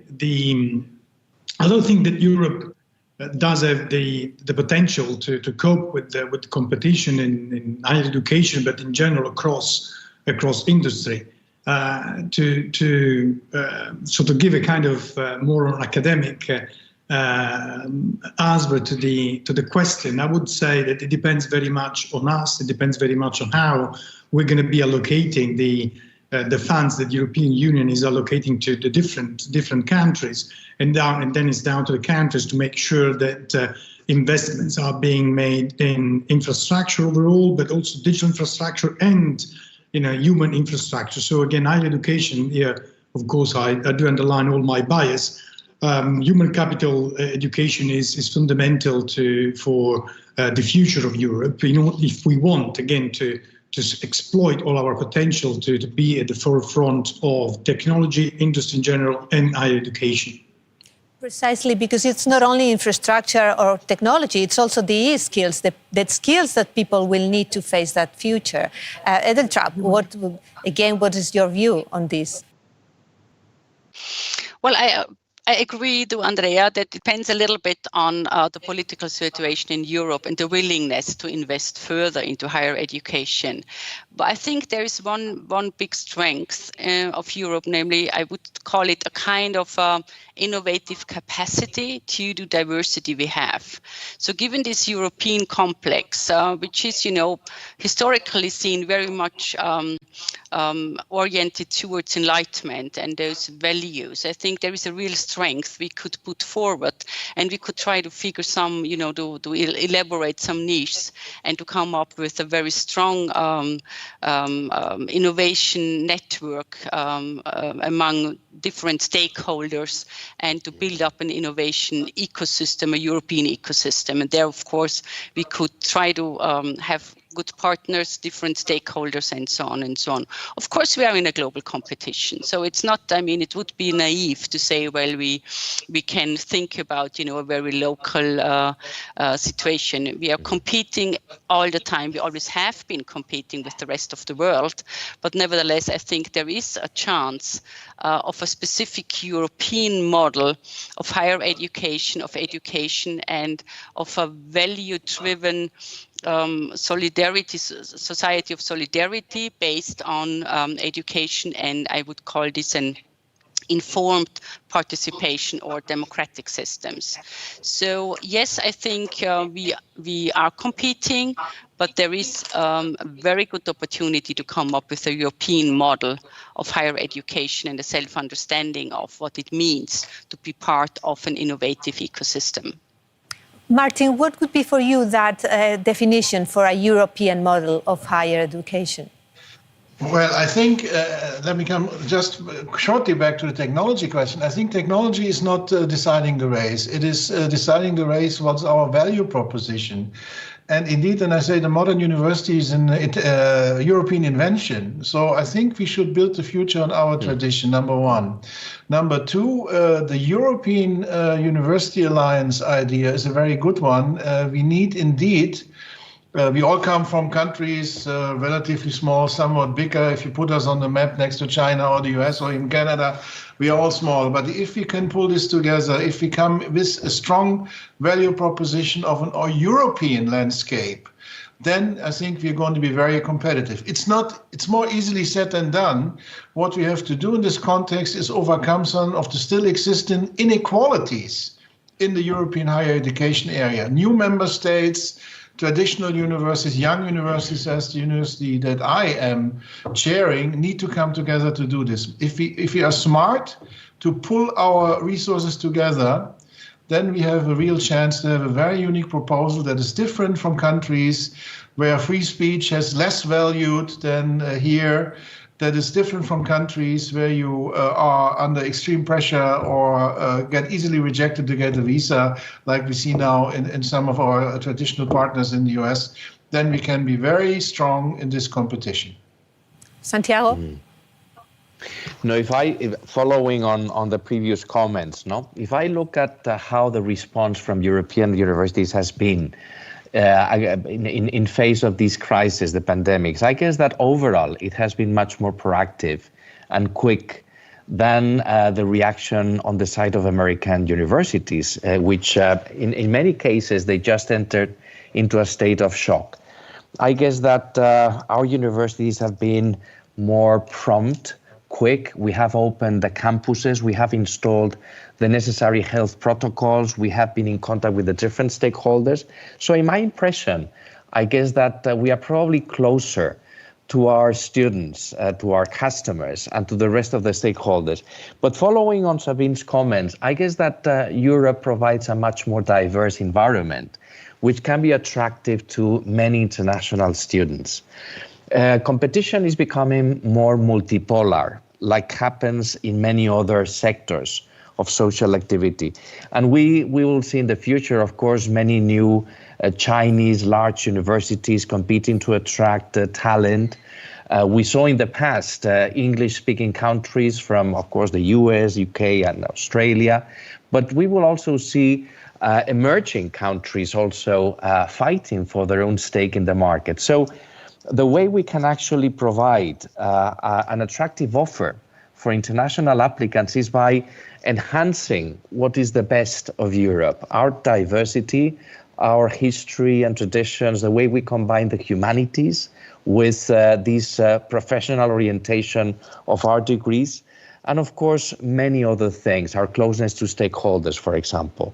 So I guess that European universities have a very good opportunity to seize whatever happens after this COVID. Thank you.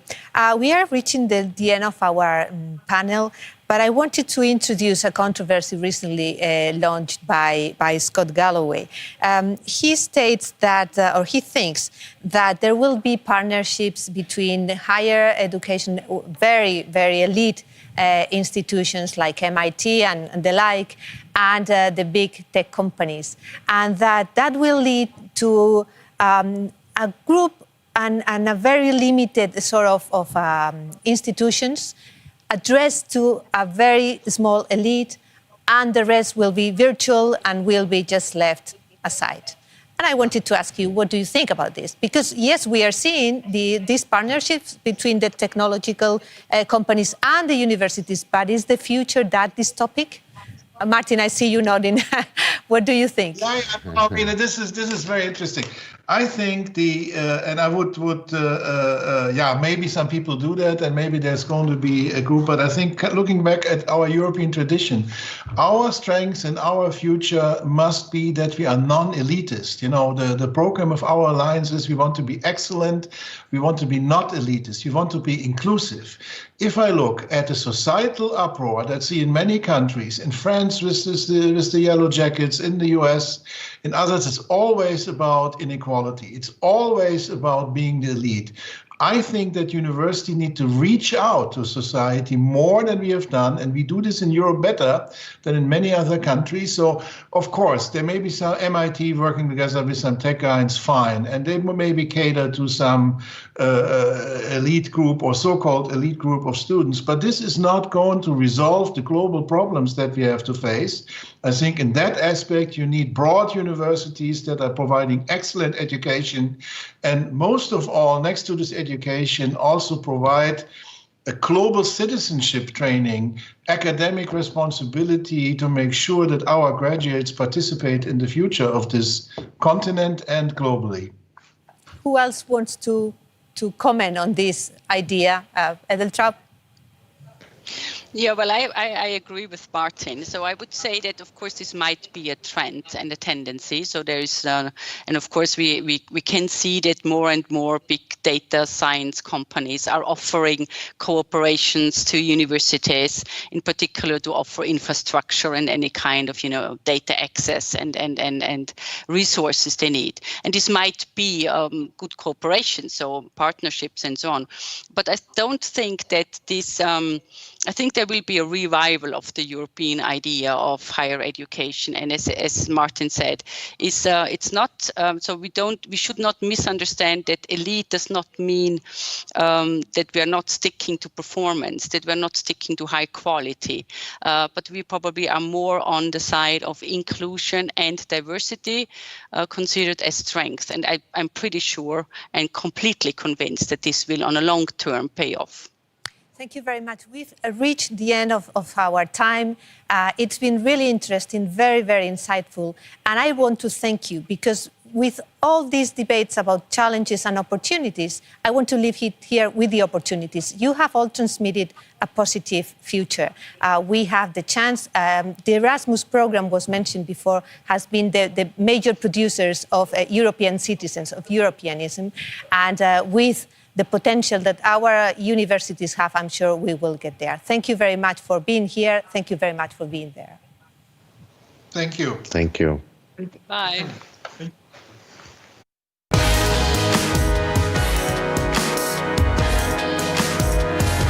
Are you familiar with the concept of data mining?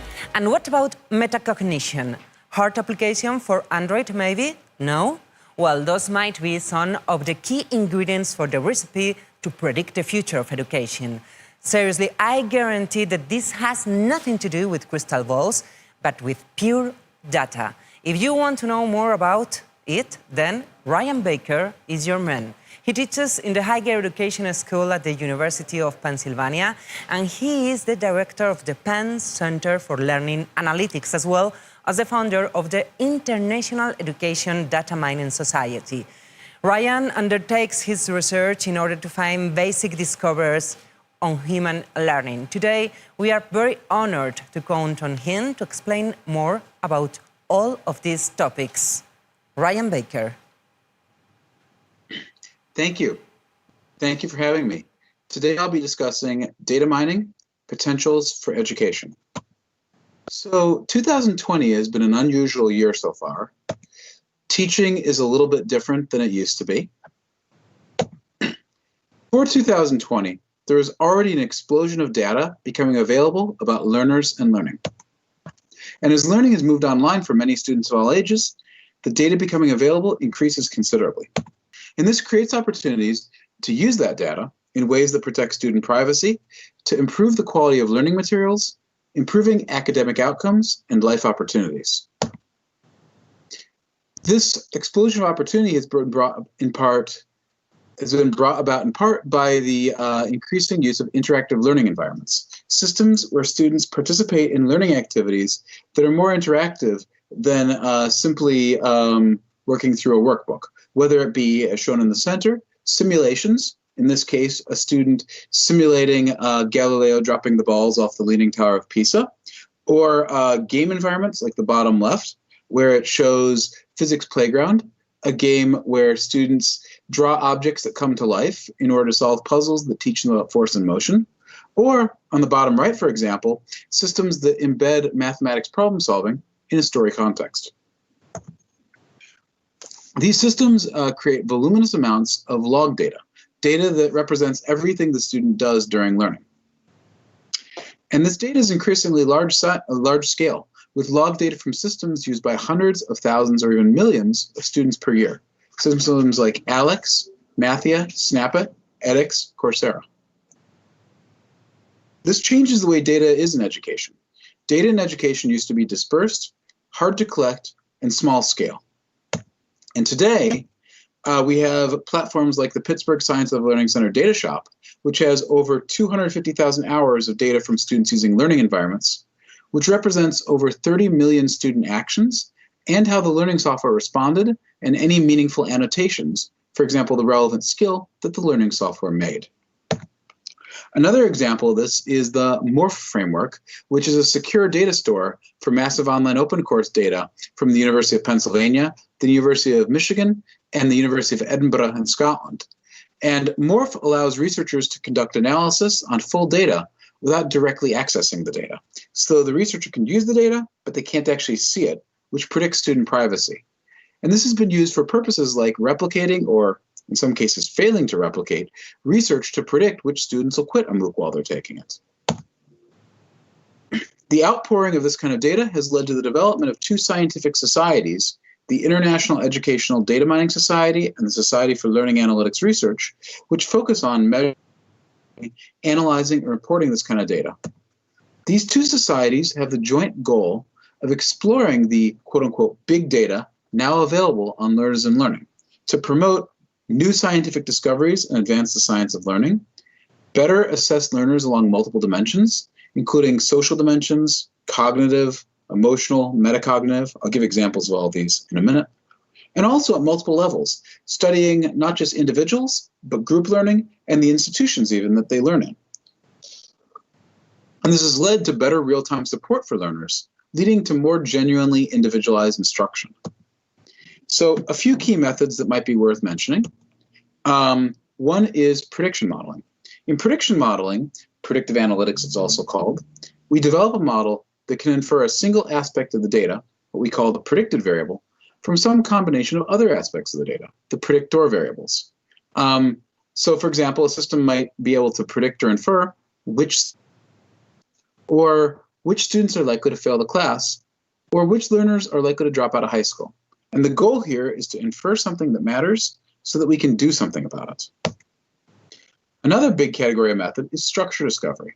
In structure discovery, rather than trying to predict something we know we want to predict, we try to find structure and patterns in the data that emerge naturally, so to speak. We have no specific target variable, but we're doing things like, for example, let's say we have a large database of math problems created by thousands of teachers. Which problems map to the same skills? Or let's say we have a large group of students going through a curriculum. Are there groups of students who approach the same curriculum differently, maybe obtaining different results? Or, for example, if we have large-scale discussion forums, like in massive online open courses, which students develop more social relationships? A third major category is relationship mining. In relationship mining, researchers or practitioners are trying to develop discovery between variables in a data set that's got a lot of variables. So, for example, if you have a set of courses or learning objects, are there more effective trajectories through it? Or if we have a lot of learning content, we can actually say which aspects of the design of that learning content leads to content that's more engaging or less engaging for students. There's a lot of applications of this kind of technology, including things like predicting who's likely to drop out or who's likely to succeed, including detecting student learning in real time or their engagement or their emotion or the strategy they're using to better individualize. Another application is creating better reports for instructors and other stakeholders about where students are. And finally, basic discovery in education, trying to figure out, like, fundamental findings about how people learn. One of the most important applications, this as I mentioned a minute ago, is adaptive learning, systems that can individualize for the student. Adaptive learning requires three things. First, determining something about the student. Second, knowing what matters. And third, doing the right thing about it. So first, let's talk about determining something about the student. There's been quite a lot of successful work over the last decade, and in general, what's been achieved in academic projects at universities still outstrips what's available at scale commercially. So some of the things that we can infer. Learning. This is probably the category that's most seen its way into commercial products. So for example, if a student is working on a current skill, has the student learned the skill they're working on? Or where in the learning sequence is the student? If we can figure out where they are, we can figure out both what they should work on next, but also if they make a mistake right now, what perhaps they might need to go back and review some more. And third, quote unquote, wheel spinning, making no or minimal progress. One time in a research project, I saw data from a student who had been given the exact same skill to work on 148 times, and they'd gotten it wrong 148 times in a row. Now that's a very persistent student, but the learning system is clearly failing at helping them learn in that case. Going beyond just whether we can infer learning, we can infer complex learning. For example, is the student learning to solve complex problems that require inquiry skill? Or is the student developing rich conceptual understanding in domains like physics and computational thinking? We can also look at how robust learning is. So not just can they do it today, can they do it tomorrow, but will they remember what they learned over the span of weeks or even months? And not just did they learn today, but are they prepared for their future learning? We can also infer, as my host so kindly mentioned, metacognition. So things like how confident is the student? And does the student know to ask for help when they need it? And at the same time, is the student persisting in the face of challenge? So a minute ago, I mentioned that we want to be able to detect if a student's making no progress, but we also don't want to create students who give up at the first sign of challenge. We want to develop students who are gritty and who persist when they can make progress.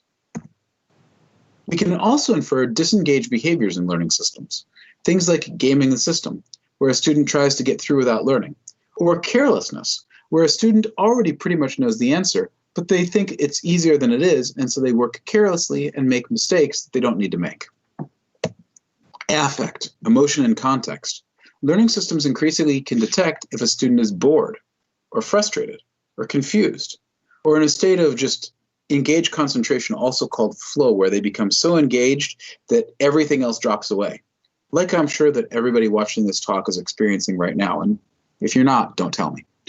Curiosity, excitement, interest, joy. We can tell all these things, and we don't need physical sensors. It's now feasible to infer these constructs solely from student interaction with the learning system. Although using sensors where feasible, something like a camera or a microphone, or even a galvanic skin response bracelet, it can increase model quality where it's available, but we don't need it. So how are these models developed? The process involves first getting some indicator of quote-unquote ground truth. For example, existing data on which students drop out or quit or fail the course. We could take tests of the robustness of learning or retention. This is actually embedded into some learning systems like Duolingo, which will test to see if you remember it later. Field observations of engagement, strategy, and emotion. A little harder to do in our COVID era than it was a year ago. Probably will continue to be hard for a little while. Student self-reports on their emotions or attitudes, and annotate experts of log data in terms of strategies or behaviors. After we've got these indicators of ground truth, we use data mining to find indicators in the log data that co-occur with the ground truth. So in other words, if we know that a student is bored for these 20 seconds, what's going on in the learning system at the same time? We can use that to develop a model that can infer that same thing without needing the ground truth. And in building these models, there's an ongoing debate in the field about whether it's better to use just automated discovery or a combination of theoretical understanding and automated discovery. I think the evidence shows that in education it's beneficial to have theoretical understanding when you build these models, but it remains an open debate. After you build these models, it's important to test that the models work for all the groups of learners that will use them. So, for example, will it work for learners of different races or national background than the people who the model was originally built for? Will it work for learners with different levels of proficiency in the language? Will it work for both males and females? And will it work for both rural and urban learners? Once we've determined something about the student, the next step is to try to figure out what matters. So just to give a couple examples, student knowledge and specific disengaged behaviors in middle school math, gaming the system and carelessness, which I mentioned before, are not just important in the short term. They actually, across studies, predict end of year tests. If you have less knowledge or you get disengaged, you do worse on the end of your test. They predict college admission and enrollment. So if an 11-year-old, say, games the system or becomes careless, they're less likely to go to college. If they do that in math class, they're less likely to major in science, technology, engineering, or mathematics. And even years later, when we look at people's first job after college, so we're now looking at from when they're 11 to when they're 22 years old, disengagement and lower knowledge is predictive of not taking a job in the area they were studying at the time. Another example, student interaction with a massive online open course on data science can predict whether the student will eventually submit a scientific paper in the field.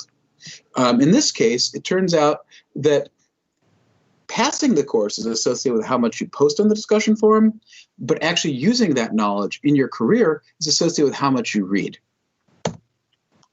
So that's indicator that sometimes what's most important, the variables that are most important, aren't always the ones that we might expect. Once you've determined something about the student and you know that it matters, the third step is to do the right thing about it. So what do we do when we know that a student's bored or gaming the system or has shallow learning or so on and so forth? There's a huge space of potential interventions. And honestly, the field has not gotten as far in this as they've gotten in terms of detecting things. And that's in part because you can't intervene really until you can detect. One example is automated interventions delivered by animated agents, whether it be Steve, furthest on the left, who points to objects when students are learning to use a control panel, or the weighing outpost tutors in the middle who mirror students' emotion to try to re-engage them, or Scooter the tutor, the puppy on the far right, who interacts with students when they're becoming disengaged and tries to encourage them to use more appropriate strategies. Here's a picture from the Inkit system used by about 100,000 students a year to learn science inquiry. In this case, the agent Rex, the dinosaur at the bottom right, has multiple models embedded in him. One of them helps the system figure out if the student is showing appropriate inquiry strategies. So here Rex says, I think the data you're collecting won't help you test your hypothesis because you aren't designing a controlled experiment. And the student can either say, okay, and try to get on their own, or the student can ask for help. Rex also has disengagement detectors, as shown here, where he says, hey, are you just playing with the buttons? Take your learning seriously or I will eat you. So far, I haven't heard of any students actually getting eaten. Another area of potential interventions is stealth interventions that change learners' experiences in subtle ways, like upping the difficulty or lowering the difficulty. You can imagine that these kind of interventions, I really can't show you a picture of very easily. And there's also reports to instructors, other university or school personnel, the learners themselves. Here on the left, we see the Scalometer, which tells students and teachers how students are doing in a variety of skills. On the right, we see the Civitas system, which provides reports to school administrators about which students are at risk and why. Another example of real-time reports comes from the Assessments platform, which shows for a bunch of items how students are doing. These kind of tools have a few uses. Instructors can use them to review homework and discuss common errors at the beginning of class. And that's true both in middle school mathematics, where Assessments is most commonly used, but I also use Assessments in my graduate level classes for this purpose. In this case, you can pick out students who made specific errors that are conceptually interesting, ask students to explain their errors, and discuss correct solutions. You can also see which students are disengaged and communicate with them. Another example of this is systems that send out emails In this case, for example, the on-task learning system actually allows instructors to set up messages that will be used in different contexts, or it can be used across several classes, and then presents it to the instructor upon certain triggers that are meaningful, and enables the instructor to tweak it or just send it out as is. One more category of how these models can be used, not with intervention, but is by improving design by looking at what content is working well or poorly. For example, maybe some content is learned more slowly than expected, or maybe there are unexpected patterns in student errors. And so we can use data to find these and improve the content for everybody. So there's a huge space of potential interventions, and each of these contains multitudes of possibilities. It's still an open area for the field, and it's an area of considerable ongoing research for my lab. So the big idea here is that thanks to the big data now becoming available on student learning and modern data mining methods, we can make inferences about students in real time that are predictive of long-term outcomes. The eventual goal, track a student's engagement, knowledge, or whatever we want to track right now, predict the longer-term impact, and then intervene to help re-engage students and support their learning. In other words, we predict the future so that we can change the future. Learning that's more adaptive to individual learners' needs. There's lots of challenges, but there's lots of opportunities as well. So thank you all. I appreciate you attending my talk. I look forward to further discussions, and I'll open the floor to a few questions. Yes, because I have some questions for you. The first one, what would be your advice for those educational institutions that haven't started the learning analytics journey, and how could they start? Well, the great news that it's not too late is that it's not too late to do that. The first question for such an institution is, do you want to build your own approach, or do you want to contract it out? There's actually lots of great systems nowadays that institutions can just adopt. Systems for predicting who will drop out of college and helping to retain students, like Civitas or EAB. Systems for supporting instructors in tracking engagement and communicating with disengaged students, like Abelardo Pardo's OnTask, which I showed a minute ago. If you want to do it yourself, that's good too, but still you don't have to do it alone. There are a lot of researchers out there with extensive experience in learning analytics who can give useful advice, and I've actually had the opportunity myself to work with several universities to help them develop their learning analytics systems. Mr. Baker, from your perspective, what are the most relevant indicators to track during the learning process that will help us be more efficient and scalable? Great question. There's a lot of indicators, as my talk went into. I would break it down into two broad categories. Is the student learning, and is the student engaged? If we can tell that one of these isn't happening, we can do something to fix it. Making it efficient and scalable, you want to start with relatively simple versions of these indicators. But don't stop there. Refine as you go, improve the measures over time. Figure out where the biggest pain points are for students and instructors. A key concept in a required course that lots of students seem to struggle with, for example, and then figure out how to address it. And how do you think the role of teachers and professors can change in the future once the use of educational data starts spread among schools and universities? Great question. Teachers and professors will be just as essential, if not more essential than ever. You know, we wouldn't ask a doctor in the year 2020 to make medical decisions without medical tests. The medical profession has advanced to be a profession more based on data than it used to be, and with better, more sophisticated treatments. The same thing can happen in universities and schools. Give professors data on their learners and interventions that they can apply in a semi-automated fashion. So they still have control, but they have the ability to tweak and tailor. This will make learning more effective. There's more to teaching a university class than standing up in front of a lecture hall, or these days a webcam, and talking. And I think that these kind of technologies will transform the profession and ultimately enhance it. Ryan Baker, thank you very much for your wisdom and for being with us here today.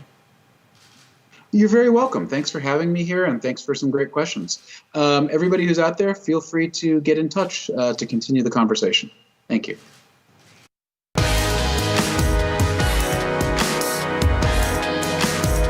As Ryan Baker just perfectly explained, computer science has come to stay. And this has nothing to do with the Matrix movie. Actually, programming has gained more and more advocates over the years.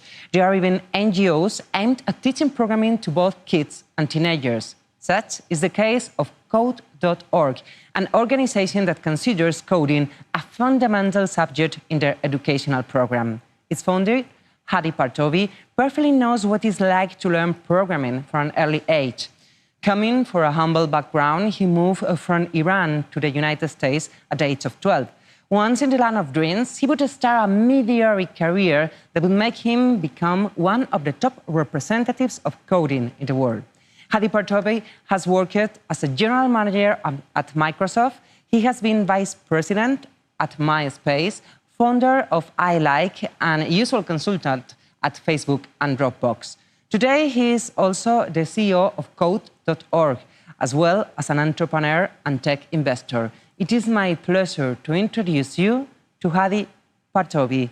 Mr. Partovi, bienvenido a Enlighted. Thank you very much. Con mucho gusto. It's a pleasure to be with you and speak with you today, although I'm in Seattle, Washington. But in this age of Zoom videos, we're all in one place together, it seems. I'm going to speak a little bit about the importance of teaching not only coding, but computer science as part of schools, as part of the curriculum, because of not only the opportunity it gives to children, but also the importance of teaching creativity as part of education. I'll start with a personal story. My story starts with this picture. This is a photo of myself and my identical twin brother. I'm the one on the left. And this photo was taken in Tehran, Iran, when we were young. And the course of our life changed tremendously a few years after this photo, when the country had a revolution and a war with the neighboring country of Iraq. And I spent most of my early childhood in a basement while we were having bombs falling from the sky as Saddam Hussein was trying to fight with the Iranian regime. But my life changed dramatically when my parents brought home a magical gift. They brought home a Commodore 64 that they got actually from Europe, but this wasn't the magical gift. It was a computer, but it had no games, no applications, no software. The real magical gift was a book, an introduction to computer programming. And with the help of my father, who was a physicist, and my mother, who was a computer scientist, my brother and I taught ourselves how to program computers. And we became really good at creating our own games and basically letting our own dreams come to life in that horrible environment. And so when I came to the United States as an Iranian immigrant, I really basically benefited from coming to the land of opportunity and living what is thought of as the American dream. And the American dream isn't just an American dream, it's a global ideal that if you work hard and put your mind and your energy to something, you can make your dreams come true. But that dream is really in a point where people are questioning whether that ideal of opportunity is equal in our world these days. Things are changing very rapidly. Because of the fourth industrial revolution, there's an impact on all aspects of society, and that's not including everybody. And that was true even a year ago or before this pandemic. Now in 2020, with the coming of this pandemic, inequalities are even increased. People with access to the internet are getting ahead of those without access. Wealth, access, geography are all dividing people and increasing the difference between the haves and the have-nots. And this also has an impact on education. At its highest point, COVID-19 forced school closures in 194 countries, impacting 1.6 billion students. And these schools, as they're reopening, haven't all reopened at the same level or in the same way, causing further inequality.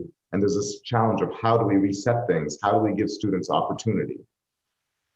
So one thing I talk about is basically the impact of technology on our labor force and our workforce.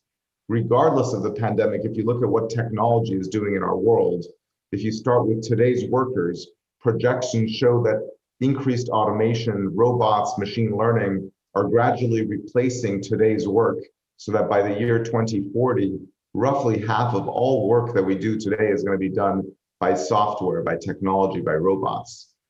We all know about this, but what can we do about this? Now, I talk about this in terms of the importance of teaching technology, but is everything about computer science and coding really about how to prepare students for the future of work? Is it only about coding? Actually, no. There's actually much more important and fundamental reasons to teach computer science in school, not just because it prepares students for jobs in technology, but because it helps make school itself better. Computer science in school can help students prepare for life regardless of what career they go into. So in terms of, you think of the preparation school gives you for life, when I went to school, every student would learn what is the digestive system, how does a light bulb work, or that a squared plus b squared equals c squared. We teach this to every student, even if they don't want to become a surgeon or an electrician or a mathematician, because it prepares you for life to understand how the world works. In the 21st century, it's equally fundamental to teach students what an algorithm is, or how the internet works, or how an app works.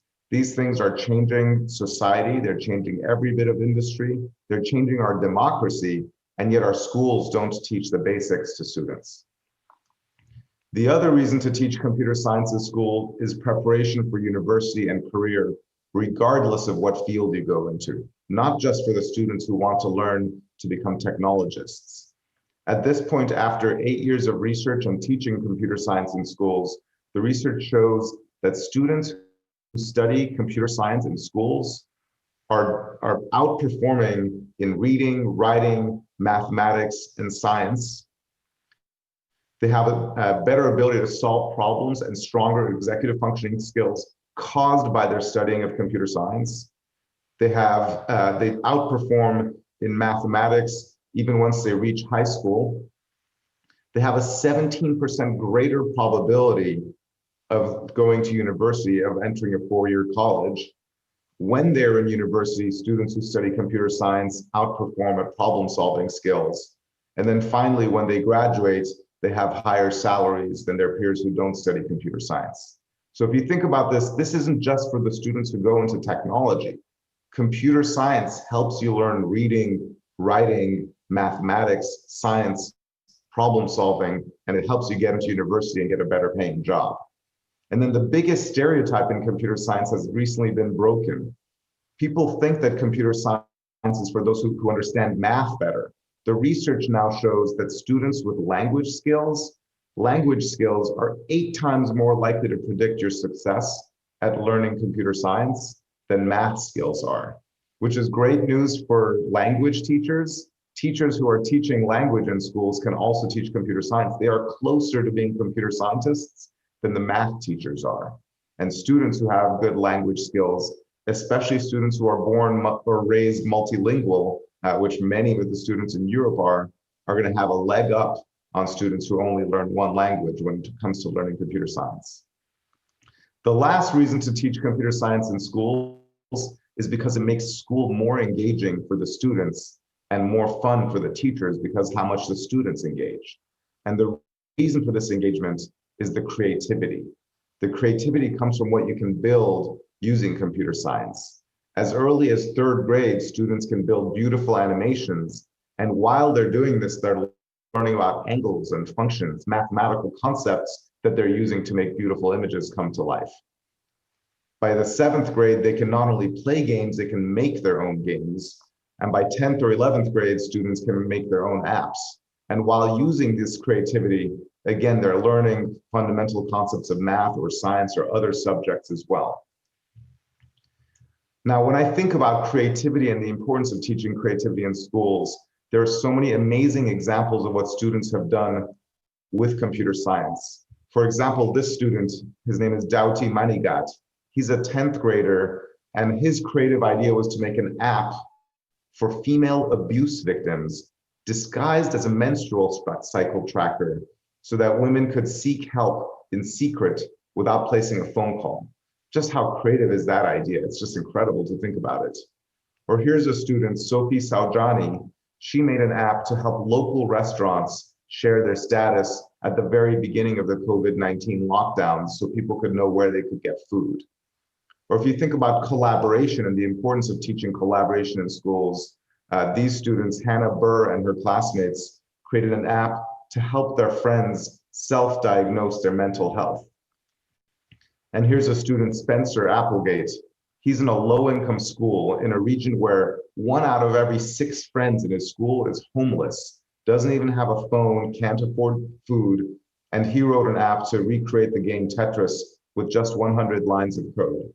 All of these students have been creating these things in school, and they're taught by their teachers. And the reason I mention this is most of us didn't learn how to do computer programming, how to create technology as part of school. Most of us as adults, we all have phones. We all have the experience of saying, oh, I wish there was an app that did this or that, or I wish they would make something. We should be thinking, I wish I made that app. You yourself can create that app, and your children can create that app as long as your school teaches you how to create technology. At this point in the United States, computer science has become the favorite subject in education, right behind dance, music, and arts. It's the thing students want to study the most, and it's not because they think they're going to have high-paying careers, which is also true, but it's because of the creativity. Consider the words of one of the teachers saying, after trying code.org in my 8th grade class, I've never ever seen my students so excited about learning as I did today. That's the way we want students to feel every day when they go to school. Why don't we have students enjoy this feeling of creativity and collaboration every single day while also learning a subject that helps them improve at math, reading, writing, science, problem solving, and future careers? But the problem is most schools don't teach computer science.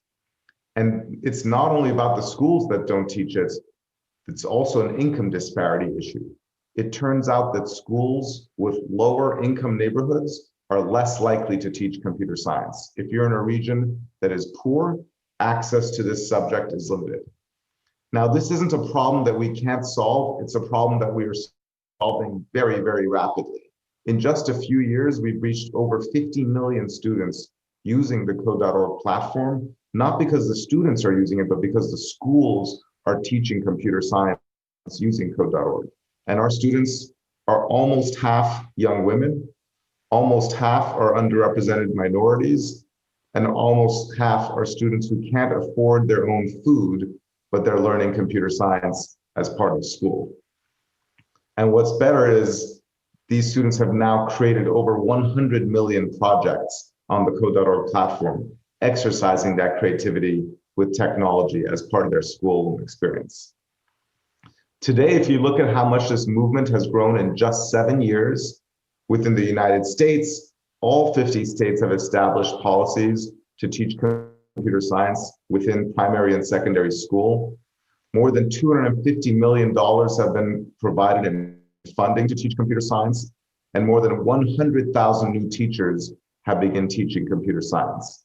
But this isn't limited to the United States. This is a movement that is global.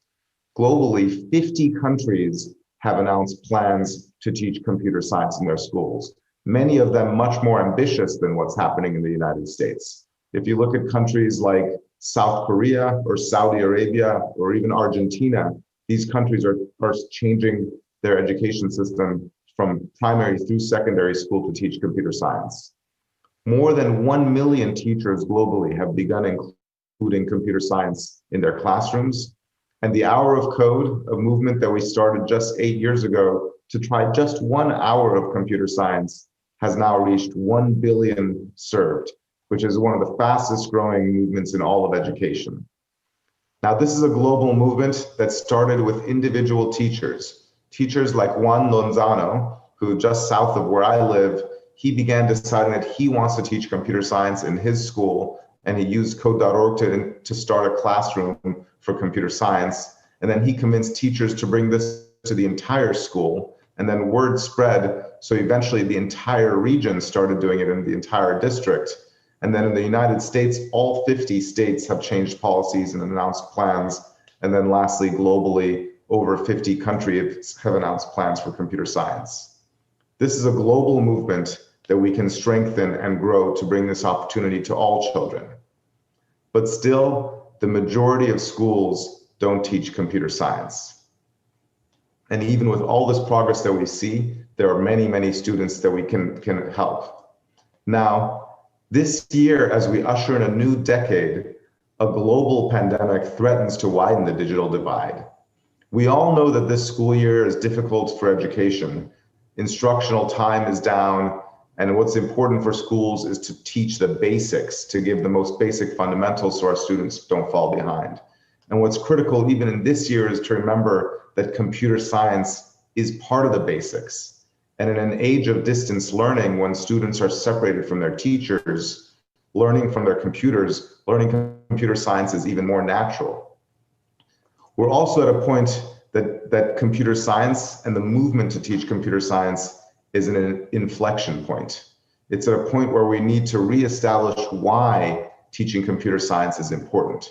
It's not just because of the careers or the opportunities. We need to teach computer science because it's about creativity and collaboration. These are fundamental skills that every student needs to learn, and the best way to teach them in schools is using computer science. We also need to teach computer science that it isn't just about technology jobs. Of course, coding and computer programming lead to the best paying, fastest growing, and largest sector of economic growth. But even after we fill all those jobs, we need to continue teaching computer science because it's a foundational, basic part of education. Lastly, we need to teach that computer science is about solving global problems. Humanity is at a historic crossroads, and educators have a role to play. At a time of a global pandemic, computer science holds the key to drug discovery and personalized medicine. At a time when democracy is suffering from a pandemic of misinformation, computer science holds the key to identifying fake news or moderating dialogue. And at a time when racism and xenophobia are colliding with a global economic recession, computer science holds the keys to opportunity, and teaching computer science equitably can build bridges across populations. When I learned computer science, classroom was about calculating the Fibonacci sequence of numbers. When Mark Zuckerberg learned computer science, it was about sharing information on the internet. Today, we need to shift computer science class to be about curing diseases, cleaning oceans, aiming for gender and race equality, and addressing global poverty. These are some of the largest problems of our time, and the only way the future generation will address these problems is with the power that technology gives us, and we need to teach them that power as part of their education system. And my final point is that computer science is about community. The community of teachers that have built this movement from just 1,000 teachers to 1 million teachers has really changed education in schools all around the world. 7 years ago, computer science was only being taught by thousands of teachers in the United States and hundreds of teachers in other countries. Now there are millions of teachers teaching this in schools, showing that we can change public education globally to prepare the next generation for the technology that is going to reshape our century. This movement is still small. If you look around the world, 90% of schools still don't teach computer science. Now in America, it's almost 50% of schools do it. But if you look in countries like in India or in rural Latin America or in the corners of Africa, most schools don't teach computer science. But 20 or 30 years from now, every school will be teaching it. And the people who are going to bring this to schools, who are changing education, are the teachers. Teachers are the most important players in this movement. They're doing the most important job in the world. So I want to close and thank the 1.5 million teachers who've been using code.org. You are changing the face of computer science. You're changing the face of technology, and you're preparing the next generation to help solve the global problems that we face today. Thank you so very much. What a powerful story, Hadi. But I would like to ask you to stay here for a while, because here there is someone who wants to talk to you. She's someone really interested in educational processes and systems. Please welcome Ainara Zubillaga, Director, Education and Trainer of Fundación Cotec. Ainara, you have some questions for Hadi Partovi. Thank you, Marta. And thank you, Mr. Partovi. It's a pleasure for me to have the opportunity to share this time and to have the opportunity to ask you some questions with one of the most important voices related with technology and education. In your presentation, you show that computer science is one of the favorite children's subjects with art, dance, and music. And this is very interesting because this is how to confluence two disciplines that, in principle, it seems completely different. I mean, the digital dimension and the artistic dimension. So how do you think we can combine them? I mean, we are talking about maths, engineer, and science, of course, but we are talking also about arts now. So how can we combine all these disciplines in order to promote and to improve the educational process? That's a wonderful question. And by the way, one thing I didn't say is that the next favorite subject after art and dance and music and computer science is creative writing. And it's because students enjoy creativity. Everybody enjoys creativity. If I told you, I want you to memorize 10 things or I want you to draw a picture, of course you'd rather draw a picture.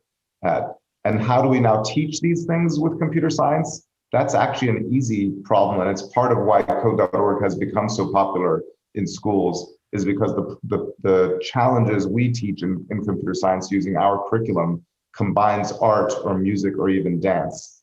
My favorite example is we have an activity called the code.org dance party.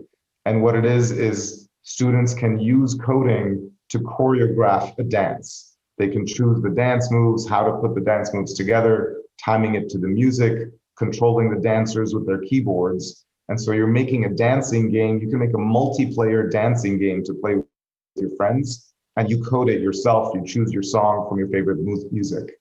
And so for students, that's bringing music and dance and creativity in a game all in a classroom, and they're also learning coding skills as part of creating that. Now that's something we do, but there's other, there's a platform built by a professor in the UK called Sonic Pi that is teaching students to create music using code. So they're becoming actually DJs, but instead of spinning discs, they're writing code to generate new sounds that have never been heard before. So everything that's happening in the world of creativity and entertainment, when you look at the actual world of industry, is using technology. All of today's movies are using computers for digital effects. And students themselves are very comfortable with this. If you go to any 13-year-old kid, if they've had enough time on a phone, they know more about video editing and all sorts of things than most adults do. And that's why we should teach them computer science as well, because they learn it very quickly. Just like a student learns a language much easier when they're young than when they're an adult, learning computer science is the same way. It just feels native and natural to them, even though as adults we're scared of this technology. And you point out that computer science is out of school, is out of the educational system. And I asked you how we can integrate computer science into the curriculum, in the curriculum of the future. How do you think is the best way to do it? Maybe as an independent subject, or in a transversal way through different subjects or specific projects? So how we can enter the computer science and the programming into the curriculum of the future? This is a very good question. It's such an important one, because if you look at school, if you go anywhere in the world and look and see what people are teaching in classrooms and compare the classroom of today to the classroom of 200 years ago, a lot of things have changed. People have telephones that are smartphones. Some people have smart screens. Instead of a blackboard, there's a whiteboard. But one thing hasn't changed. What we teach is the exact same stuff. How we teach is different, but we're still teaching reading, writing, math, chemistry, biology, history, the same exact subjects, and mostly the same curriculum as 200 years ago. If you erased all of that and said we have a blank slate, what are the most important skills for students to learn? Certainly computer science would be in that list. We don't need to pick the list that was written 200 years ago. But the question is, how should we teach it? Should it be a separate course or integrated? And I think of it similar to math or reading and writing. When you learn math, reading, and writing, those are separate courses. You have a math class and you have a literature class, but then you use your math in physics or in chemistry class. You use your reading and writing in history class because they are linked into the other subjects as well. And this is true of computer science as well. It's a standalone subject, but you can use it in science class, you can use it in art class, you can use it even in literature class. Unfortunately, we only have time for one more question, and we have to talk about the impact of the coronavirus in education. And most of the schools have closed during approximately 3 months. And in this scenario, what do you think is the role of the computer science in this post-COVID educational scenario? Well, obviously, this pandemic has been devastating for everybody, but especially for education and especially for the students who haven't had devices or internet at their homes. And one of the worst, saddest parts of the pandemic is that it's increased the digital divide because families with easy internet access have stayed connected in communication, and also the students have been learning in a way that students haven't been. The one good news coming from this pandemic is teachers globally are learning technology skills at a pace they haven't before. You know, a year ago, teachers in the world didn't all know how to use Zoom or video conferencing. Some of them knew how to do it. Now, almost every teacher in most developed countries is learning all these technical skills to manage a digital classroom.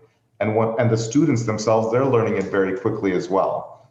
So even in schools that traditionally had very little technology, they're learning to embrace technology because they have to do it. And so once school reopens, there's much more opportunity to include not Zoom teleconferencing, but teaching computer science, because now the teachers are more comfortable with technology and they recognize that it plays a role in education.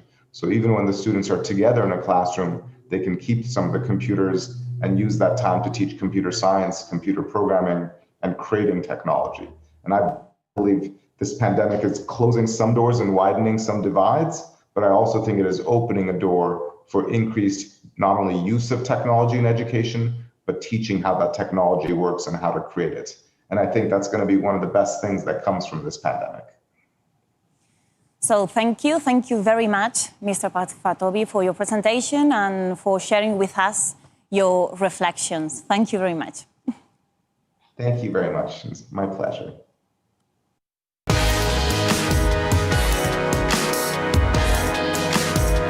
Thank you once again for joining us, Harry. It's been a pleasure. Ainara, please stay on set. You are not done with us yet. We have already talked about universities, online training, data mining, coding, disruptions, and many other things. But we have barely mentioned vocational training. Some studies conclude that a very high percentage of companies have issues to cover their offered positions. The reason? They cannot find profiles who match their needs.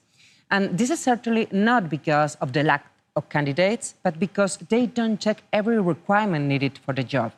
This is known as the gap between education and employment. Quite a paradox, don't you think?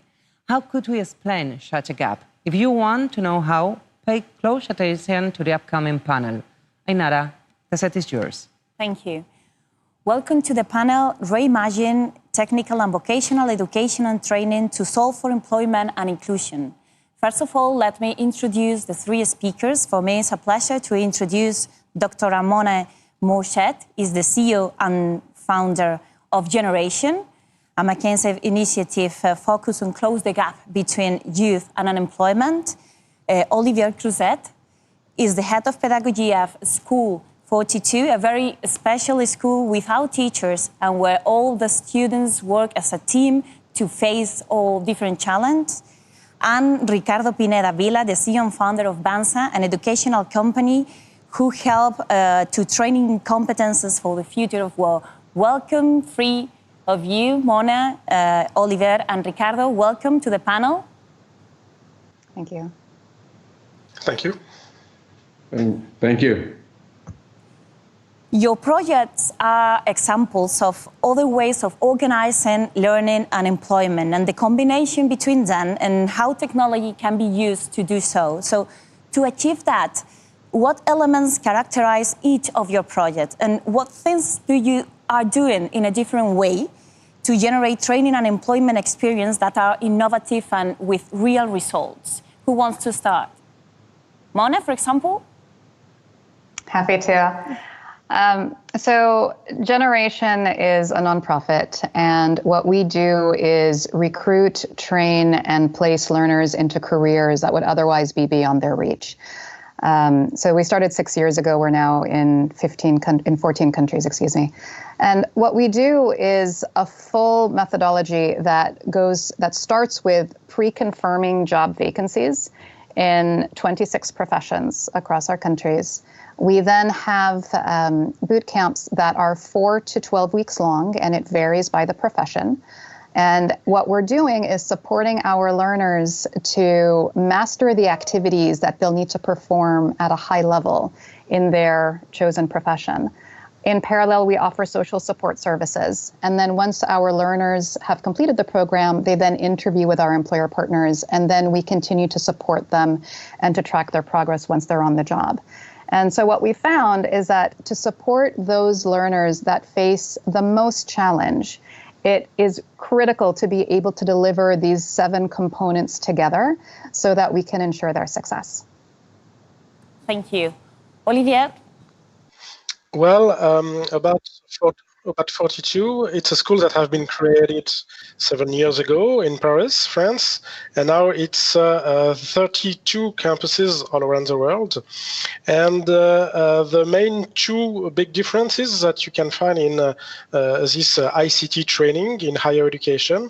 At first, it's a very unusual selection process. We want to detect ICT talent regardless the school background and regardless the educational background. So it means that the school is completely free for the students, and also there is no degree requirement to apply to 42. And during the selection process, we do have a special 4 weeks long immersion, just like a boot camp that is called La Piscine, it's a French word for swimming pool. And during these 4 weeks, the students are discovering our second very special point. It's our pedagogical model. In 42, as you already mentioned, there is no teacher, there is no lecture, there is no MOOC, and our students are facing software development challenges. They need to look for information, to filter this information, because online it's very easy to find a lot of obsolete or irrelevant or false information regarding ICT and regarding coding. Our students need to create a piece of software, and to do this, they need to collaborate, because during such kind of debate with their neighbors and their friends, they will be able to create some collective intelligence. All our curriculum is completely gamified, and our students progress at their own pace, on their own path. So it's something that is very unusual regarding the classic academia training that you can find in university or in engineering schools in France. And Ricardo, what do you think is the most characteristic element of your project, Banza? Well, Ainara, first of all, thank you so much for this invitation. I hope I can learn a lot from Mona and Olivier. So let me tell you about Banza. Banza is a corporate training company focused on blended and virtual training for the future of work. And more than that, we are focused on increasing the productivity of different companies in Latin America and also improving people's life through education. What we do is pretty simple. We have 2 different services, Create and Learn. We create online educational content. That means educational game, podcasts, educational videos, and so on for different companies. And the other one is what we call Learn. We offer blended training in the 10 most important soft skills, or what we call skills for the future, through an innovative educational model. What we do is that we measure the soft skills gap using artificial intelligence.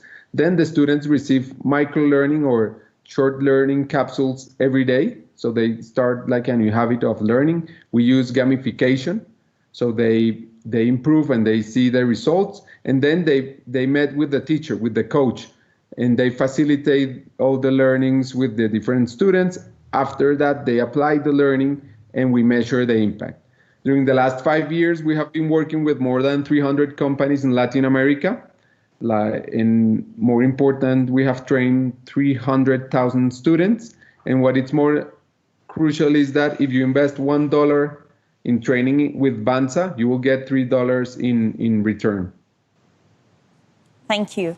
And now we talk about collaboration. Many of the current challenges are organizing around alliances and collaborations. And this is, I think, part of your projects too. So what role do you think have the collaborations and the different agents that are involved in your projects? And what role they have in the success of your projects? For example, Olivier, in School 42. Well, collaboration is definitely a key part. First, in our pedagogical model, inside the school, inside our community, between our own students. As if they don't collaborate, if they do not start projects with a team, if they do not ask questions outside their own team, they will be completely lost and they won't be able to progress inside the curriculum. But of course, we want our students to learn how to collaborate with companies, to learn how to collaborate with students from other kind of schools. We do have a lot of hackathon conferences and meetup where our students can definitely exchange, debate, and work actively on different topics. And we also mix our students with students from business school, for example. We are doing this in Paris with HEC, the most famous French business school, but also with art and design school. This will bring to our students team that they will meet during their job and during their career. They will have to work with such kind of profiles during their career. So definitely collaboration is something that is very, very important for our students. And we try to recreate many kind of situations that they will face during their whole career. Ricardo, and how do you manage the collaboration dimension in Banza? Well, I think partnerships and alliances are crucial, but let me tell you how big is the problem in Latin America so you understand how important are alliances. Half of the companies complain that they don't have the required skills to be more productive. And if you pick 10 students at the age of 4, based on the dropout rates, only one of them will end college. And the third fact is that the training budget, which is really low in Latin America, like 1% of their total budget, is spent 75% on directors and C-level, and only 25% on blue-collar workers, who are the ones who have the biggest skills gap. So partnership for us, what we've been doing is we partner with the Association of Human Resources so we can improve the corporate training and raise awareness of how important it is to train blue-collar workers. And second, we partner with the most important NGO in Colombia, which is Fundación Corona, that is focused on education for work, to understand why people stay more time in their job.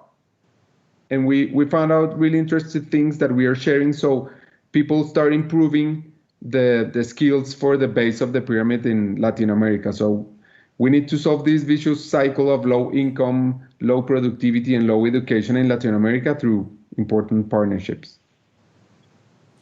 Mona, what's the role of the alliances in Generation?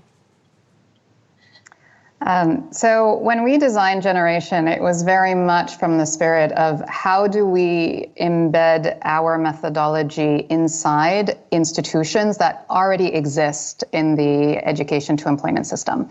So for example, Generation partners with vocational or technical institutions in multiple countries across the world, whereby we are supporting their instructors to teach the Generation program. We also partner with nonprofits to work with us to provide the appropriate mentorship to our learners. And we obviously partner with our employers. So today, Generation works with 3,000 employers across the world. We have 75 implementation partners, and in that way, we've been able to now reach 38,500 graduates with an 86% job placement rate within 3 months. And that's only possible because we've been able to literally embed ourselves inside the community infrastructure. So now let's talk about the last part of the title of the panel, the inclusion. And technology is another key element of the three projects, and both in content and in ways you work with the technology.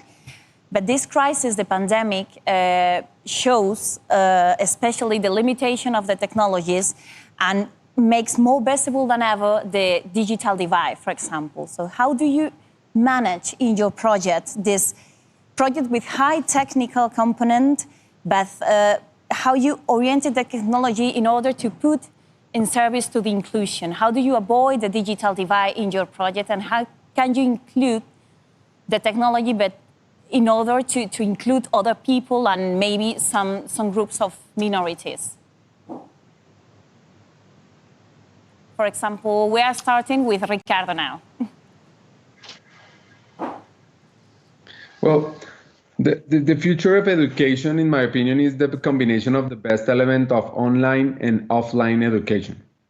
I don't think we're going to focus only on online learning, because for us, the teacher plays a key role. So what we've been doing with the technology is how can we expand the impact, and also how can we improve the teacher experience and the students' results. So we do 4 things. Make learning fun and easy. We combine different methodologies to make learning fun, and also our technology works really effective in mobile devices, which is crucial for LATAM workers. Another thing is that education for the future of work should focus more on activation instead of motivation. One of the disadvantages of our modern brain and the ability to imagine things is that we often spend more time thinking about action than taking action. So technology help us to achieve this, so people can implement all the learnings. And finally, we create new habits with these micro capsules, micro learning, and we measure the impact of the training, so the students and the companies see the results of the education programs that we have. So in conclusion, I've just Bezos said there is no day 2, every day is day 1. Learning is really, really important with action, and technology help us to increase that impact. Mona, what's in Generation the role of inclusion in the foundation of the project? Yeah, I mean, so for Generation, we are founded on how do you break bias barriers and enable inclusion. That's the entire focus of our work in all of our countries. And that happens, I'll just give you 2 examples. I mean, one is supporting our learners to get into tech careers, where typically there is lower representation, particularly by people of color, and how do we increase that? It's also about supporting more women to enter into tech careers. So for example, across our programs globally, for our tech programs, 60% of our learners are female. And that's much higher than typically what you find in the tech workforce for females. We also recently launched a regeneration program, which focuses on learners in their 40s and 50s, and how we also support them to enter into tech careers, when often there can be biases on that front. So that's one side. The other side is just simply how we use data and our own internal tech, if you will, to support our learners to be more successful. So we now have 7 million data points across our learners, from their socioeconomic profile when they apply to us, to their performance in the boot camp, to their performance on the job. And so now we're able to use predictive analytics to be able to figure out how we can even more proactively support different profiles so that we increase the likelihood of their success. So those are just some of the ways that we bring inclusion to life in Generation. And Olivier, in School 42, how do you manage the inclusion? How do you ensure that you are not, the digital divide is a barrier? Well, we are acting on several points. I think that our selection process is wide open. Our general communication is not, if you are sure you want to come and do some ICT training, come to 42. No, we are telling out loud that everyone should try and figure out if it's something that is interesting for him or her or not. So everyone above 18 years old can apply. And the fact that the school is free, the fact that there is no school background asked to apply is something that allow to have a higher inclusion during our selection process. And for example, more than half of our students never did code before. 42 is an ICT and a coding school, but it's completely suitable for someone who never coded before, someone who was, well, maybe not very far away from digital, but someone who was not deep into digital. Also, we do have, just like Mona, some action about gender equality. We try to attract more women. In France, it's usually no more than 15% or 20%, and we try to increase also this number. And we also try to have inside our campuses a very warm welcome for anyone, whatever the difference of each individual. And across our entire network, we also did notice that, for example, from one country to another, there can be a very strong difference regarding access to digital. For example, our two campuses in Morocco, it was very complicated during the pandemic because of low internet access and difficulties to have some computers at home. So that's why so far in all our campus, someone who is very far from digital can still progress, because we do have huge computer rooms, and students can just on their own can come on campus and have access to computers and to all the hardware needed to progress inside the curriculum. We think that's also something that is right now still interesting to increase inclusion, digital inclusion for many people in very poor or difficult situations. The three projects maybe are very attractive for the companies, maybe more than the traditional educational offer. So why do you think your projects are so attractive to the companies, to the work environment? Because why the projects fits better with the dynamic of the companies, with the way the companies are working?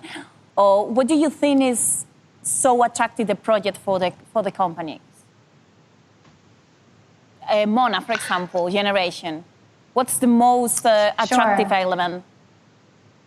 Sure. So our commitment to our employer partners is that we are going to deliver high caliber talent that is going to be high productivity, that's going to achieve high quality outcomes, and that's also going to bring diversity to their workforce. And whether it is about filling jobs where currently there's scarcity, or whether it is about reducing attrition issues at the company, not only are we providing that pipeline, but we're also measuring with our employer partners that we're actually achieving those goals. And it's that evidence base and continuously demonstrating it now, across 26 professions in 14 countries, that enables our employer partners to continue to be with us.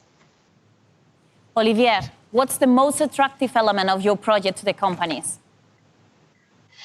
I think we at least have exactly the same element here. It's a very high instant productivity for the companies who are in deep need of ICT professionals. I think that also companies do like students from 42 and alumni from 42 because of this agile state of mind that our pedagogical model try to give and to develop among our students. They will be able to solve new kind of problems. They will be able to be pioneer, to think out of the box, and it's something that is very well appreciated for companies, and they can do some innovation based on this different point of views among their salaries, employees, and with our own students. I think it's definitely why the companies like hiring our students after the curriculum. And Ricardo, what can you tell us about BANSA? Well, I will say that our educational model is the best thing that we have. Basically, what we do is measure the initial gap that the students have, then create new habits of learning, then combining the best things of offline education and online education, and then showing results to the company to see that training is a really good investment for them and their employees. How do you perceive in this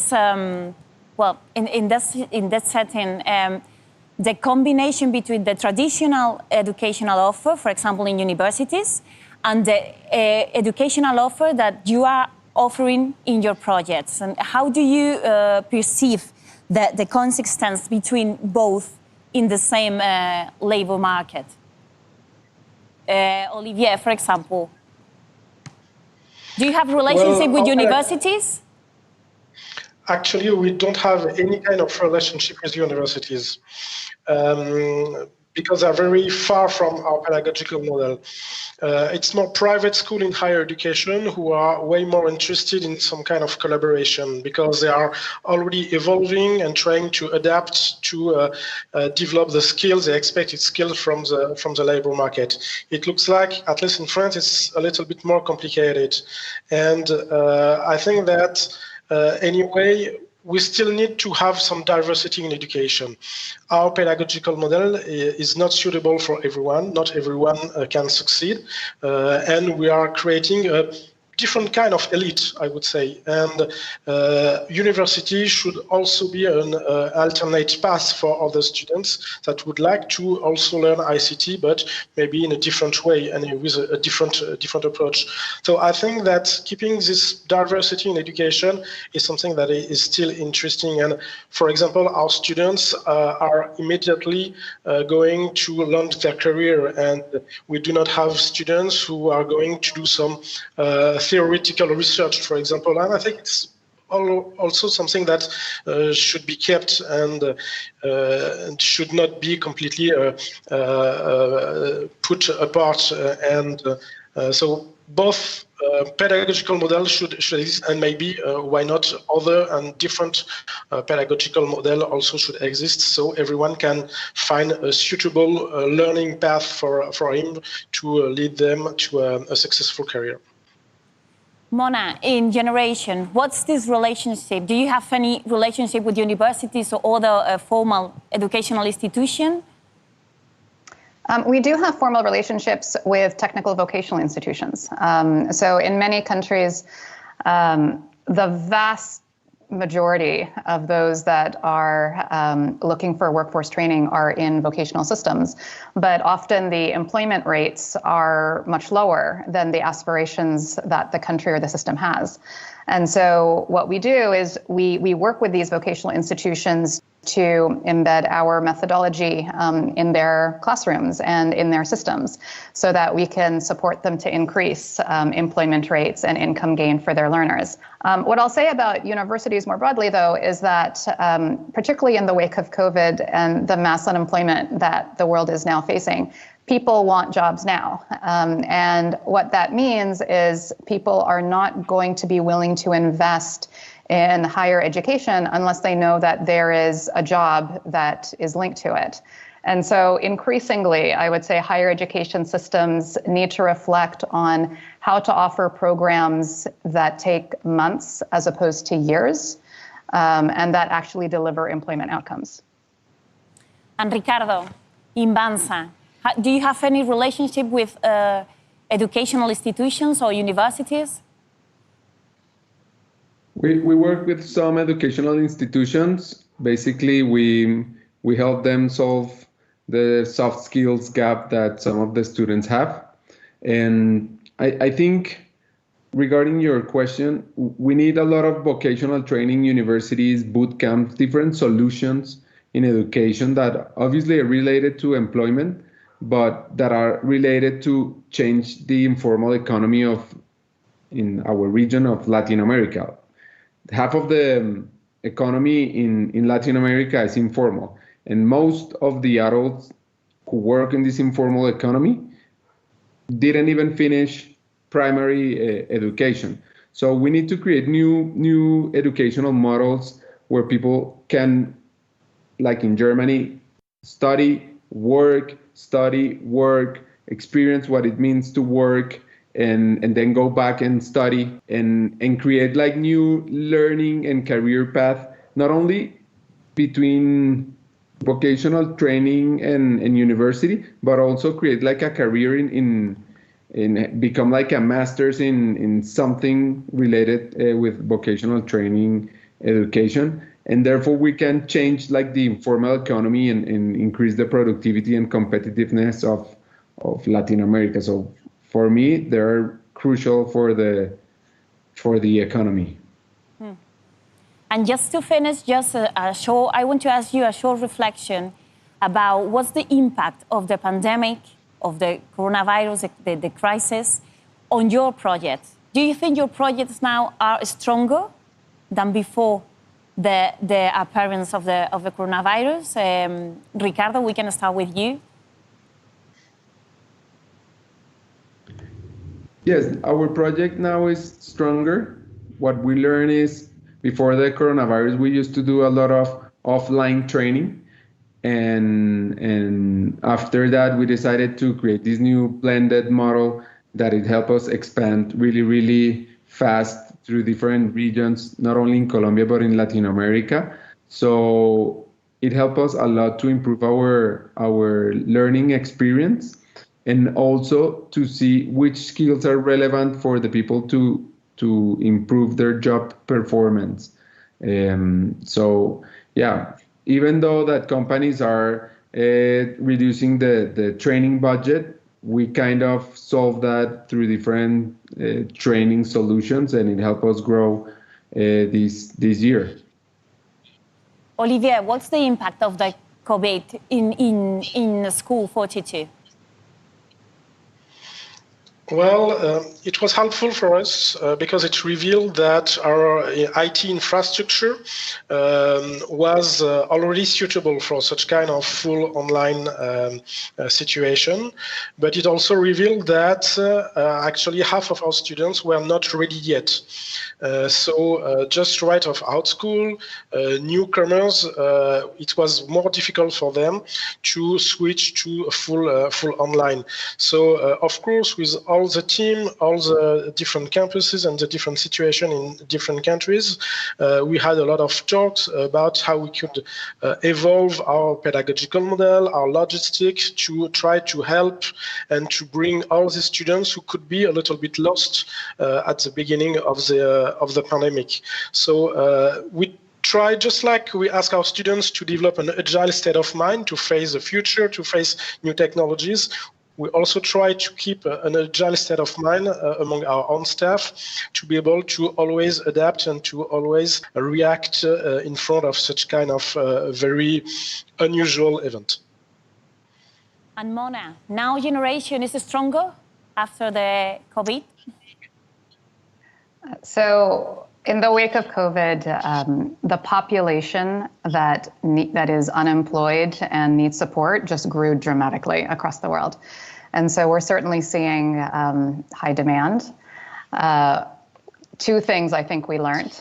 One is we began experimenting with a set of online tools to support each of the 7 steps of our methodology. And that is certainly making us stronger as we do that. And second, we also learned to use our assets in different ways. So for example, one of the things we did was our curriculum and instruction team. We worked with healthcare systems in multiple countries to create an online activity-based COVID-19 training for healthcare workers. And so over about 5 months, we supported 250,000 healthcare workers to be trained in the skills to treat COVID-19 patients. So we've also learned how to use the assets of our institutions in different ways than we had perhaps originally intended. So thank you, three of us. It was a pleasure to share this time with you and to have the opportunity to know a little bit more about your project. Thank you, Mona, thank you, Olivier, and thank you, Ricardo. Thank you. Thank you very much. Thank you very much. Thank you so much. Y muchísimas gracias a ti, Ainara, por moderar este debate tan revelador. 7:02 de la tarde y es el momento de descubrir más cosas sobre la formación profesional, pero no va a ser desde aquí. Vamos a irnos hasta el espacio Fundación Telefónica, donde ya están preparados los invitados de la próxima mesa redonda. Vamos a saludar ya a Luis Miguel Olivas, director de Empleabilidad e Innovación Educativa en Fundación Telefónica. ¿Qué tal, Luis Miguel? Cuéntanos, ¿cómo estás? Hola Marta, pues bueno, muchas gracias. No sabes la buena energía que hay aquí en el plató. Además vamos a estar en Madrid, vamos a conectar Barcelona, Madrid con el resto del mundo, pero es verdad que prometemos no hablar de fútbol esta vez, ¿eh? Tenemos cosas más interesantes. Yo agradezco mucho que no hablemos hoy de fútbol, además tenéis ahí muy buena energía, no es necesario hablar de las malas noticias de ayer, así que cuéntanos, queremos saber ya de qué vais a hablar, sabemos que de formación profesional y de otros modelos alternativos, pero cuéntanos, Luis Miguel, ¿con quién estás? Pues muchas gracias, Marta. Bueno, lo primero de todo, buenas tardes, buenos días a muchos de vosotros que nos estáis siguiendo. Es un placer para mí moderar esta mesa aquí en el corazón de Madrid, en nuestra casa, en nuestro espacio querido de Fundación Telefónica. Vale, gracias. Y además el cuarto día Enlighten, ¿no? Un cuarto día ya muy intensivo, estamos a punto de finalizar y realmente, bueno, pues con muchas ganas, como decía, de compartir esta mesa con los compañeros que tenemos aquí. Lo primero de todo quiero agradecer, y me vais a permitir que me extienda un poquito, porque quiero agradecer a mucha gente. Lo primero, gracias a todos los que nos estáis siguiendo a través de los canales, redes sociales, casi 40.000 personas inscritas de más de 100 países, sobre todo con una gran atracción a Latinoamérica, a los que os mandamos un bonito y un lindo saludo. Gracias también a todo el equipo que estáis detrás haciendo que esto sea posible y que no solo que sea posible, sino que sea un éxito, ¿no? Tanto en cámaras, en ordenador, en móvil, está siendo súper intensivo. Y gracias a todos vosotros por vuestro tiempo, a los ponentes que vamos hoy a compartir esta hora intensa y esta hora que tenemos muchas ganas. Yo, en primer lugar, aquí a mi izquierda tenemos a Ignacio Castillo, director general de Immune Technology Institute. Ahora te conoceremos un poquito más, Ignacio. Iker también, Iker, que es el CEO de The Bridge, que tiene también mucho que aportarnos. Pilar Mascaraque, que es docente y además responsable de la metodología de aulas de emprendimiento dentro del IES Vallecas Majerit, que también tiene mucho que hablar de la formación profesional. Y también, como decía, al otro lado de la pantalla, Clara Basols, que por las restricciones que conocemos, pues no ha querido perderse de estar con nosotros y está conectada desde Barcelona, directora general de Fundación Besteman. Bienvenida, Clara. Muchísimas gracias.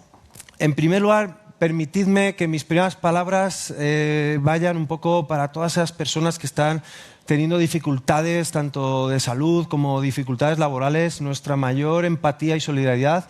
Realmente esperamos transmitir en estos momentos también mensajes de ilusión, de optimismo, que los hay, ¿no? Pero queríamos empatizar muchísimo con vosotros, muchísimo ánimo, y vamos a empezar ya directamente a hablar de formación profesional y de una formación también alternativa. Hay, ¿no? Comentábamos antes entre bambalinas, hay vida más allá de la universidad. Bueno, pues vamos a ver qué sale de esta mesa. Y además, en esta crisis del COVID, lo que también sabemos es que, bueno, se ha roto el paradigma también de lo que venía siendo la educación, el aprendizaje.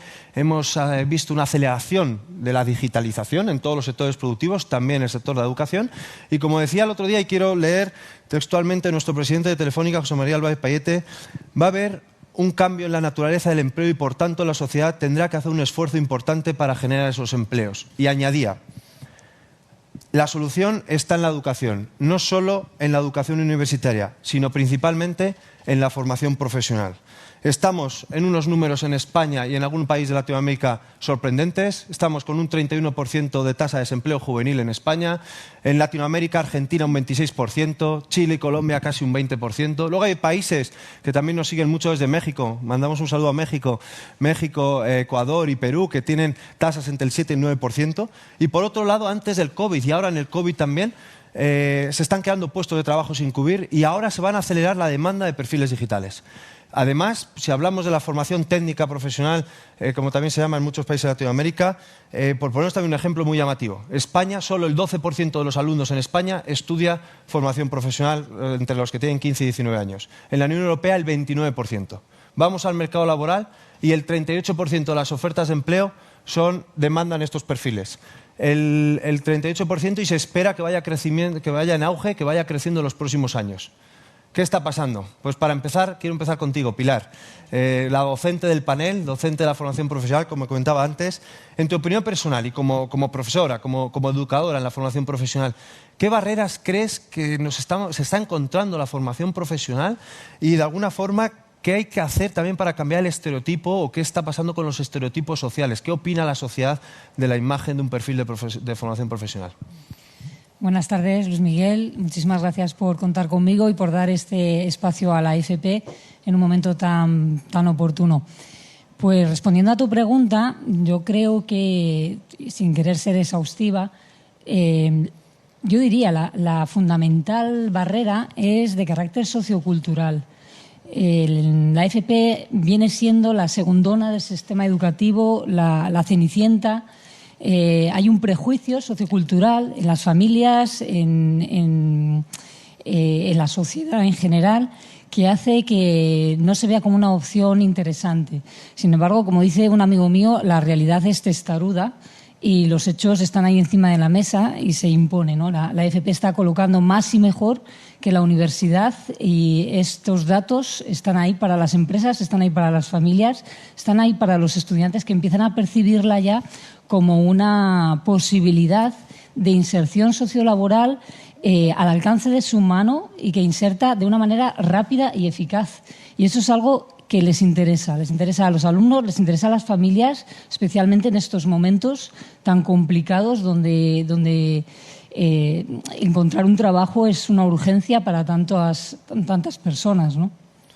Y un poco, yo quiero que compartas con todos nosotros, y es un ejemplo que puede servir muchísimo a muchísimos docentes y a muchísimos centros educativos de formación profesional, el tema de las aulas de emprendimiento. Tú ya en otro instituto, previo al que estás ahora, innovaste, implementasteis una metodología diferente, las aulas de emprendimiento dentro de la formación profesional, que además el Ministerio de Educación y Formación Profesional en España ahora os pide ayuda para poder escalar esa metodología. Cuéntanos un poco más, Pilar. Pues sí, la verdad es que está siendo una experiencia preciosa, ¿no? Para los que no estéis muy familiarizados con los planes de estudios de la FP, en todos los ciclos formativos, en todas las familias, hay 2 módulos. En FP no hablamos de asignaturas, sino de módulos. En todas las familias tenemos 2 módulos, que son los de mi especialidad, que se llaman formación y orientación laboral y son conocimientos básicos del mundo laboral, y empresa, iniciativa emprendedora en segundo año, ¿no? Entonces, nosotros dijimos, bueno, ya que les enseñamos a montar una empresa, ¿por qué no les ayudamos a montarla? Perdón, ¿por qué no les ayudamos a montarla? Y bueno, nos pusimos manos a la obra, nos remangamos, empezamos a hacer un diseño de cómo podría echar esto a andar. Y para nuestra sorpresa y nuestro entusiasmo encajó muy bien, gustó mucho. Fuimos a contarlo a los centros educativos, a los docentes. Salimos mucho del instituto a explicar un poquito lo que queríamos hacer. Tuvimos muy buena acogida en la Consejería de Educación y también en las empresas y en las universidades. Volvíamos al instituto cada vez que salíamos a contarlo más contentos, ¿no? Para decirlo brevemente, las aulas de emprendimiento vienen a ser un espacio donde se le da al alumno la oportunidad de ser protagonista, de ser, que tanta falta nos hace, ¿no? Protagonistas en nuestra sociedad, gente que viva en primera persona, gente que se la juegue, gente que esté presente, que sepa salir a la calle, identificar problemas, buscar soluciones. Entonces, en las aulas de emprendimiento, el deseo, la intención es que el alumno pueda volcar todos los conocimientos que adquiere en los diferentes módulos, que lo pueda volcar en un proyecto concreto, ¿no? Acompañado por un tutor, realizando una serie de mentorías, va atravesando una serie de etapas y va avanzando en su proyecto. Y lo interesante y lo precioso de esto no es tanto dónde termina, sino el mismo proceso, ¿no? El mismo procedimiento, porque emprendas o no emprendas, montes un negocio o no lo montes, por el camino has ido adquiriendo una serie de competencias y te has cualificado de tal manera que eso te lo llevas puesto a la vida profesional, a tu vida personal, ¿no? Has adquirido esas famosas soft skills que discriminan luego tanto para el empleo. Las empresas ya no quieren, hay millones de titulados, ¿no? Pero quieren los titulados que solucionan problemas.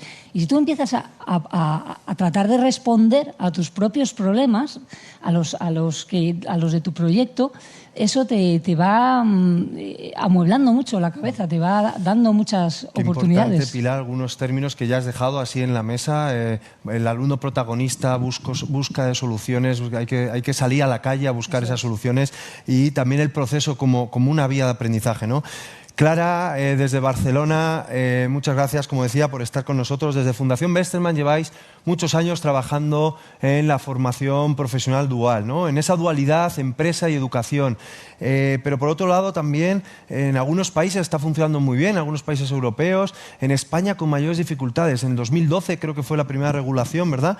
¿Por qué no ha avanzado más esa FP dual, Clara? Buenas tardes a todos y muchas gracias por invitarme a participar en esta interesante mesa. La Fundación Bertelsmann desde el año 2014 trabajamos bajo el lema de por el empleo juvenil. Y claro, para crear empleo no hay una fórmula mágica, lo que hay es diferentes palancas que se han de accionar todas a la vez. Y algunas de ellas tienen que ver con acercar el mundo educativo y el mundo profesional. Porque lo cierto es que estos dos mundos van cada uno por su lado con pocas conexiones. Y eso pasa en todos los ámbitos de la educación. Pasa en la escuela, pasa en la universidad y pasa también en la FP. En la FP nosotros queremos acercar estos dos mundos en base a una modalidad nueva que se ha implementado en el año 2012, que es la FP Dual. Como todavía es relativamente reciente y no todo el mundo la conoce, me gustaría explicar muy brevemente en qué consiste. Es una modalidad en que él o la joven se forma de forma alternada, es decir, pasando de uno al otro en dos lugares de formación, en el centro de formación y en la empresa en la que además practica aquello que ha aprendido mediante el trabajo. Y de esta forma, claro, adquiere competencias transversales, aprende en entornos reales y no simulados de trabajo y aprende exactamente lo que necesita el mercado, y cuando acaba la formación su inserción laboral es muchísimo más alta. Como has comentado, en el 2012 se reguló por primera vez la FP Dual en España con una regulación estatal muy general, y a partir de ahí las diferentes comunidades autónomas fueron desarrollando sus propios sistemas, que son muy diversos entre sí y siguen ritmos muy diferentes. Es necesario, es totalmente urgente que tengamos una nueva regulación estatal que establezca una base común, un común denominador para todos los sistemas de FP Dual. Es verdad de que el desarrollo ha sido lento y es lento porque la FP Dual supone un cambio muy importante. En la FP Dual hay tres actores necesarios: la empresa, el centro educativo y los jóvenes. Y para los tres actores supone un cambio muy sustancial que necesita tiempo. Para nosotros el problema no es que el desarrollo sea lento. Lo que tenemos que garantizar es que se desarrolle con calidad, porque si no, no tendrá futuro.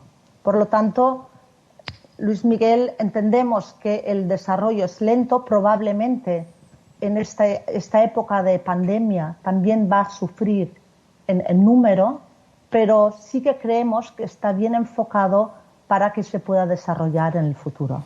Yo luego, Clara, te pediré luego que compartas también algún consejo con los países que nos están siguiendo en Latinoamérica, por ejemplo, para ver qué pueden aprender de lo que ya hemos avanzado, lo que habéis avanzado en Europa. Pero una pregunta, este modelo de dualidad que tú además has traído, que llevarlo a otros entornos educativos, más allá de la formación profesional, ¿crees que sirve para todas las empresas, para todos los centros, para todos los alumnos?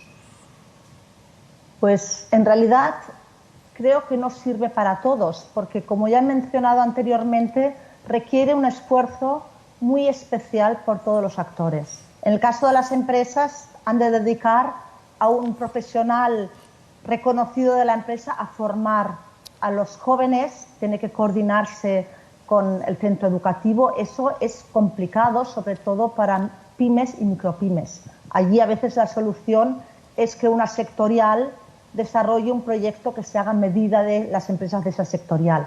Para los centros tampoco es sencillo el cambio. Tienen que aprender los procedimientos de la empresa. A veces han de enviar a profesores a la empresa a hacer estancias.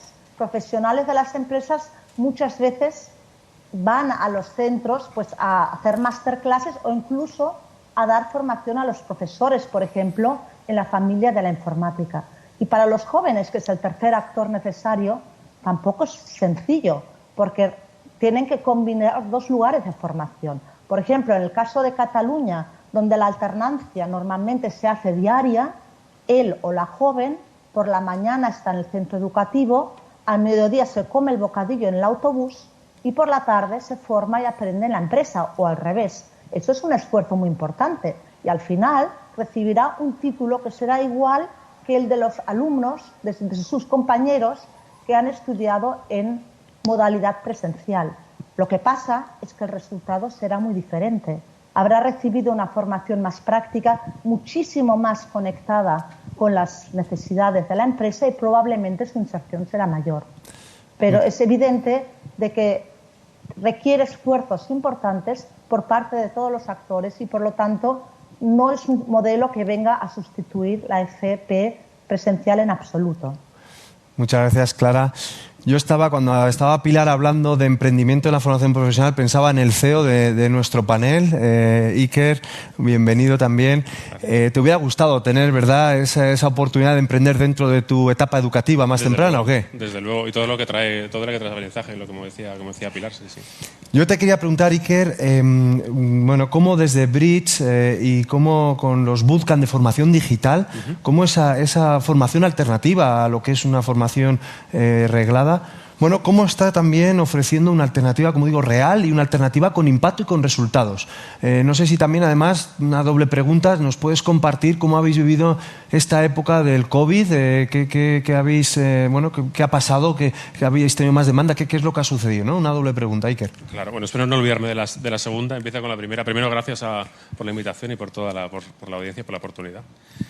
Para contestar la primera, me quiero remitir un poco al contexto, ¿no? Y en línea con lo que hablaba vuestro jefe, ¿no? Esa transformación del empleo y esa necesidad de acompañar desde el mundo de la formación. Eso es crítico para lo que estamos haciendo nosotros en The Bridge y gente como nosotros. Creo que es obvio, ya sobra decir que la economía se está digitalizando, ¿no? Y que estamos en un proceso de cambio muy, muy rápido que casi provoca crisis, ¿no? De hecho, con toda la celeridad que llega, pues provoca varias crisis. Una de ellas es, va a haber, en ese contexto de digitalización nos afecta a nivel global, pero siempre hay gente que puede quedar un poquito por detrás. España, concretamente, está si lo comparamos con todos los países de la economía avanzada y economía en desarrollo, el grado de digitalización es, digamos, medio. No está ni muy avanzada, pero tampoco se queda muy por detrás. En cambio, el grado de progreso, si lo comparamos en grado de progreso contra todo el resto de países, estamos bastante por detrás. Eso si lo aceleramos, ¿no? Si lo acelerásemos 10 años de los normales, no de los años COVID, que pasan en días, si lo aceleramos, pues corremos el riesgo de quedarnos atrás. Y nosotros creemos, como cree vuestro jefe, que la solución va a pasar por la educación. Uno de los principales frenos para que los países no gocen de ese progreso, de esa oportunidad, es tener a talento formado para poder poner en marcha iniciativas, proyectos, para poder aprovechar el capital que entra en ese tipo de economía. En otros países, digamos, esta brecha de competencias digitales se ha abordado antes, en otros países se está abordando ahora, y en España nosotros tratamos, ¿no? desde fuera del sistema, que a veces es más fácil, empujar para que eso ocurra, ¿no? El sistema está muy lastrado de regulaciones, sistema educativo, incluso políticas, ¿no? Y creemos nosotros eso, como gentes más ágiles, formadores no reglados, somos capaces de atacar eso de una manera diferente. Yo, preparando un poco la mesa, me metía en en la web de la Consejería de Madrid, buscando dónde se está invirtiendo todo el... Sabéis que hay unos bastantes miles de millones dedicados en el plan de empleo a formación para el empleo. Y por curiosidad buscaba cuántos programas están adscritos del área de informática y tecnología, ¿no? Y salían 134, creo que eran, de 9.500, que es un porcentaje pequeñito. Pero bueno, es verdad que hay mucha formación. Buscaba referencias y a la vez veía que, por ejemplo, en hostelería y turismo, que son sectores que ahora mismo están en crisis total, había el triple de programas formativos, ¿no? Se está invirtiendo dinero público en el triple de programas formativos en ese área. Eso es una señal de que el sistema un poco va por detrás de esa crisis y cambio tan constante, ¿no? Entonces nosotros, y escuelas como nosotros, lo que hacemos es, por un lado tenemos programas muy enfocados, programas que están pensados, nosotros formamos a gente que no tiene por qué tener un conocimiento previo en tecnología, en ciberseguridad, en ciencia de datos, en desarrollo web, en diseño de productos digitales, y les preparamos de cero a estar listo para trabajar en 15 semanas. En 15 semanas de trabajo, de mucho trabajo, están listos para hacer ese trabajo, ¿no? Les preparamos para hacer el trabajo y les preparamos también para buscar ese trabajo. Entonces, podemos dotar con ese tipo de formación podemos dotar a esa necesidad del mercado de trabajo, del talento que hace falta. Y bueno, pues eso es como lo abordamos. Me preguntaba sobre el COVID también. La verdad es que, pues como a todos, nos ha puesto las cosas muy difíciles.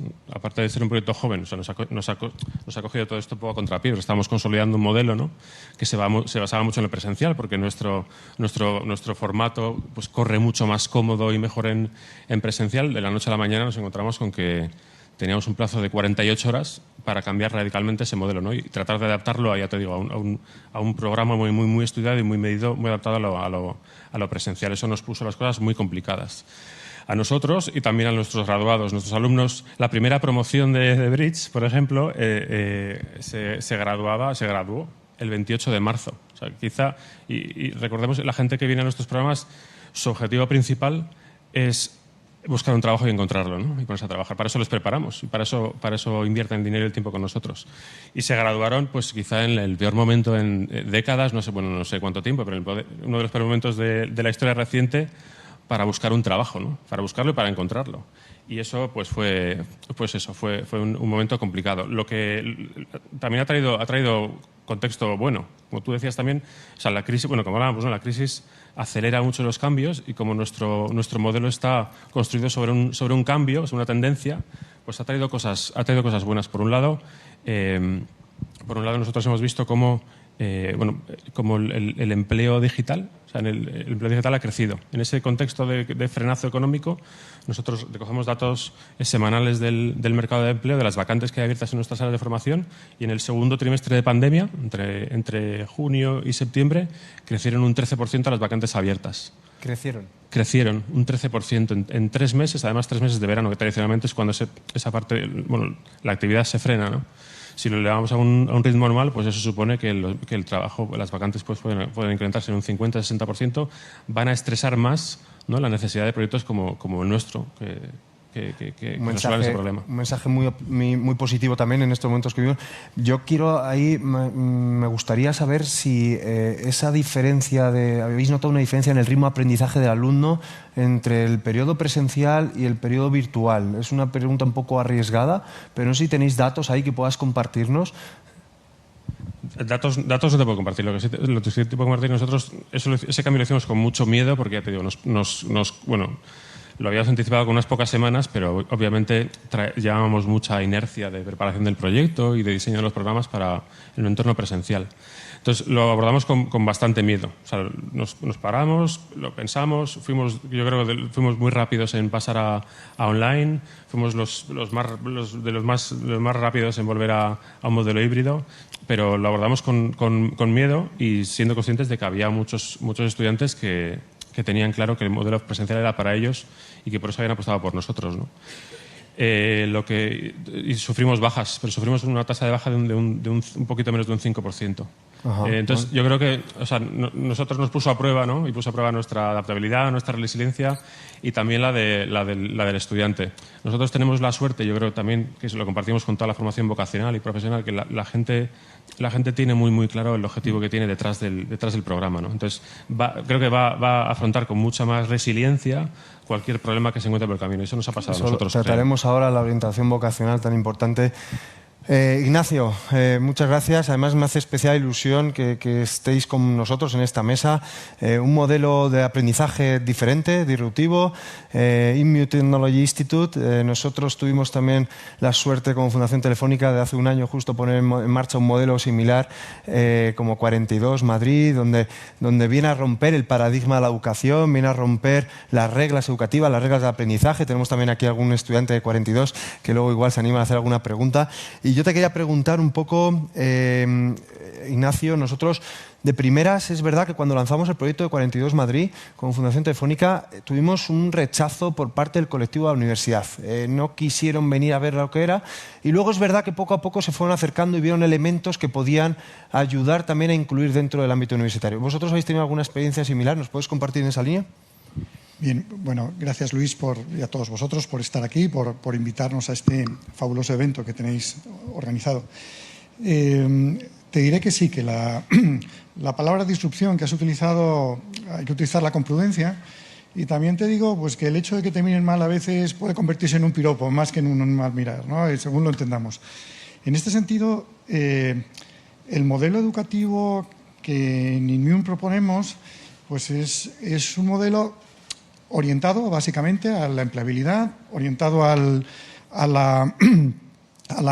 la formación práctica. Nuestros alumnos evitamos el modelo formativo de la teoría. Nuestros alumnos desde el primer momento están resolviendo casos, están atacando problemas reales, problemas que las propias empresas en colaboración con nosotros pues nos están ofreciendo, ¿no?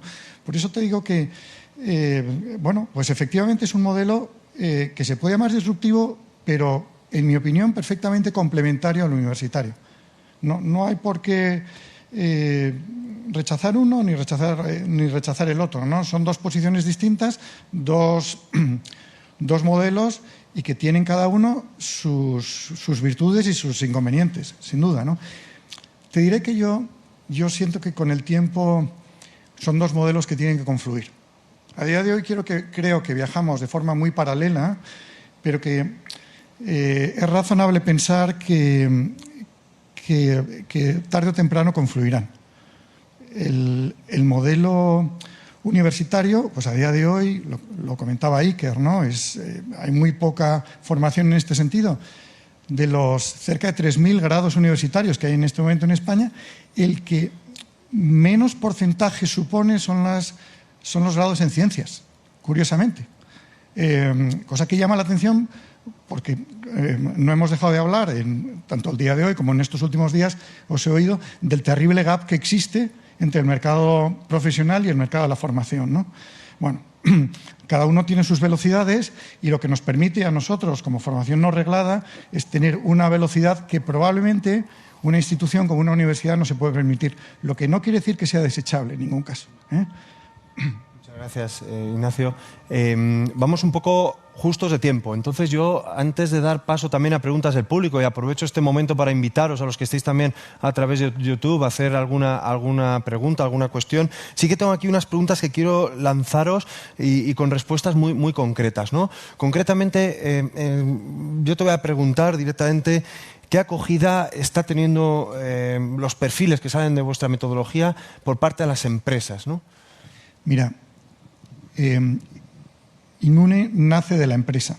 O sea, nuestro proyecto lo primero que hace es se acerca a las empresas, entiende cuáles son sus necesidades y a partir de ahí nacemos nosotros. Te puedes imaginar que existe una simbiosis extraordinaria entre el mundo de la empresa y nuestro modelo educativo. Queremos pensar que es así, ¿no? Ninguno de los programas que tenemos programas tanto de grado como de posgrado, incluso estamos provocando en la gente joven, tratando de sacarles adelante y atraerles hacia el mundo de las formaciones STEM. en nuestro modelo, cualquier programa que existe se hace en colaboración con las compañías con las que trabajamos. Grandes entidades financieras, colaboramos con todo tipo de entidades, lo que hace que nuestros programas pues, tengan una acogida bastante importante, ¿no?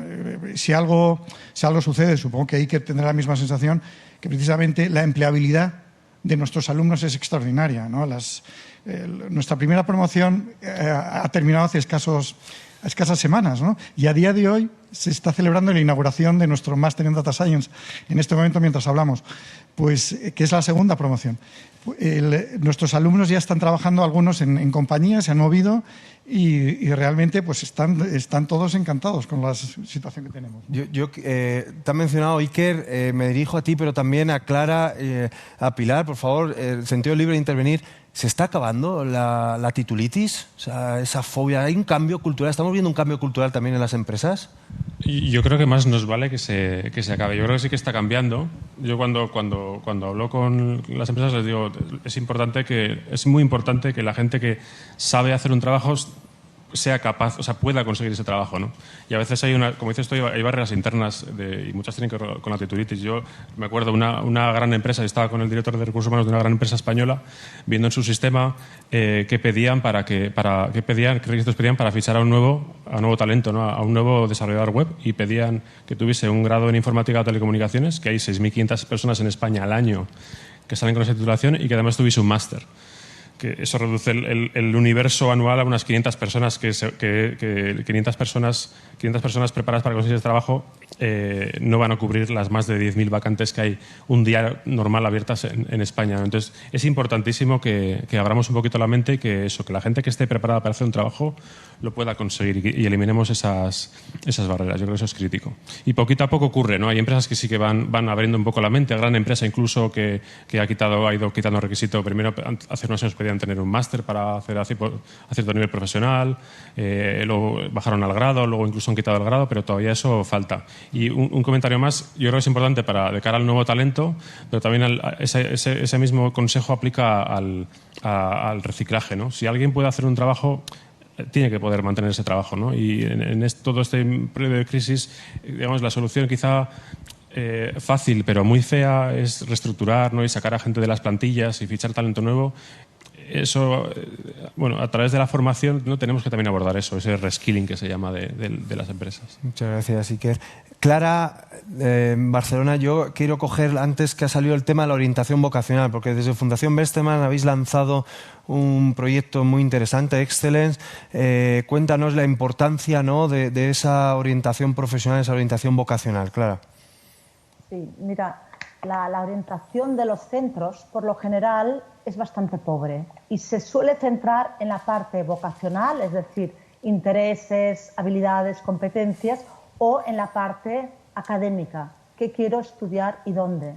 Pero la mayoría de los jóvenes que salen del colegio tienen muy poca idea sobre entornos profesionales, sobre tendencias de mercado, sobre profesiones más demandadas, y la gran mayoría de los casos tienen cero experiencia profesional.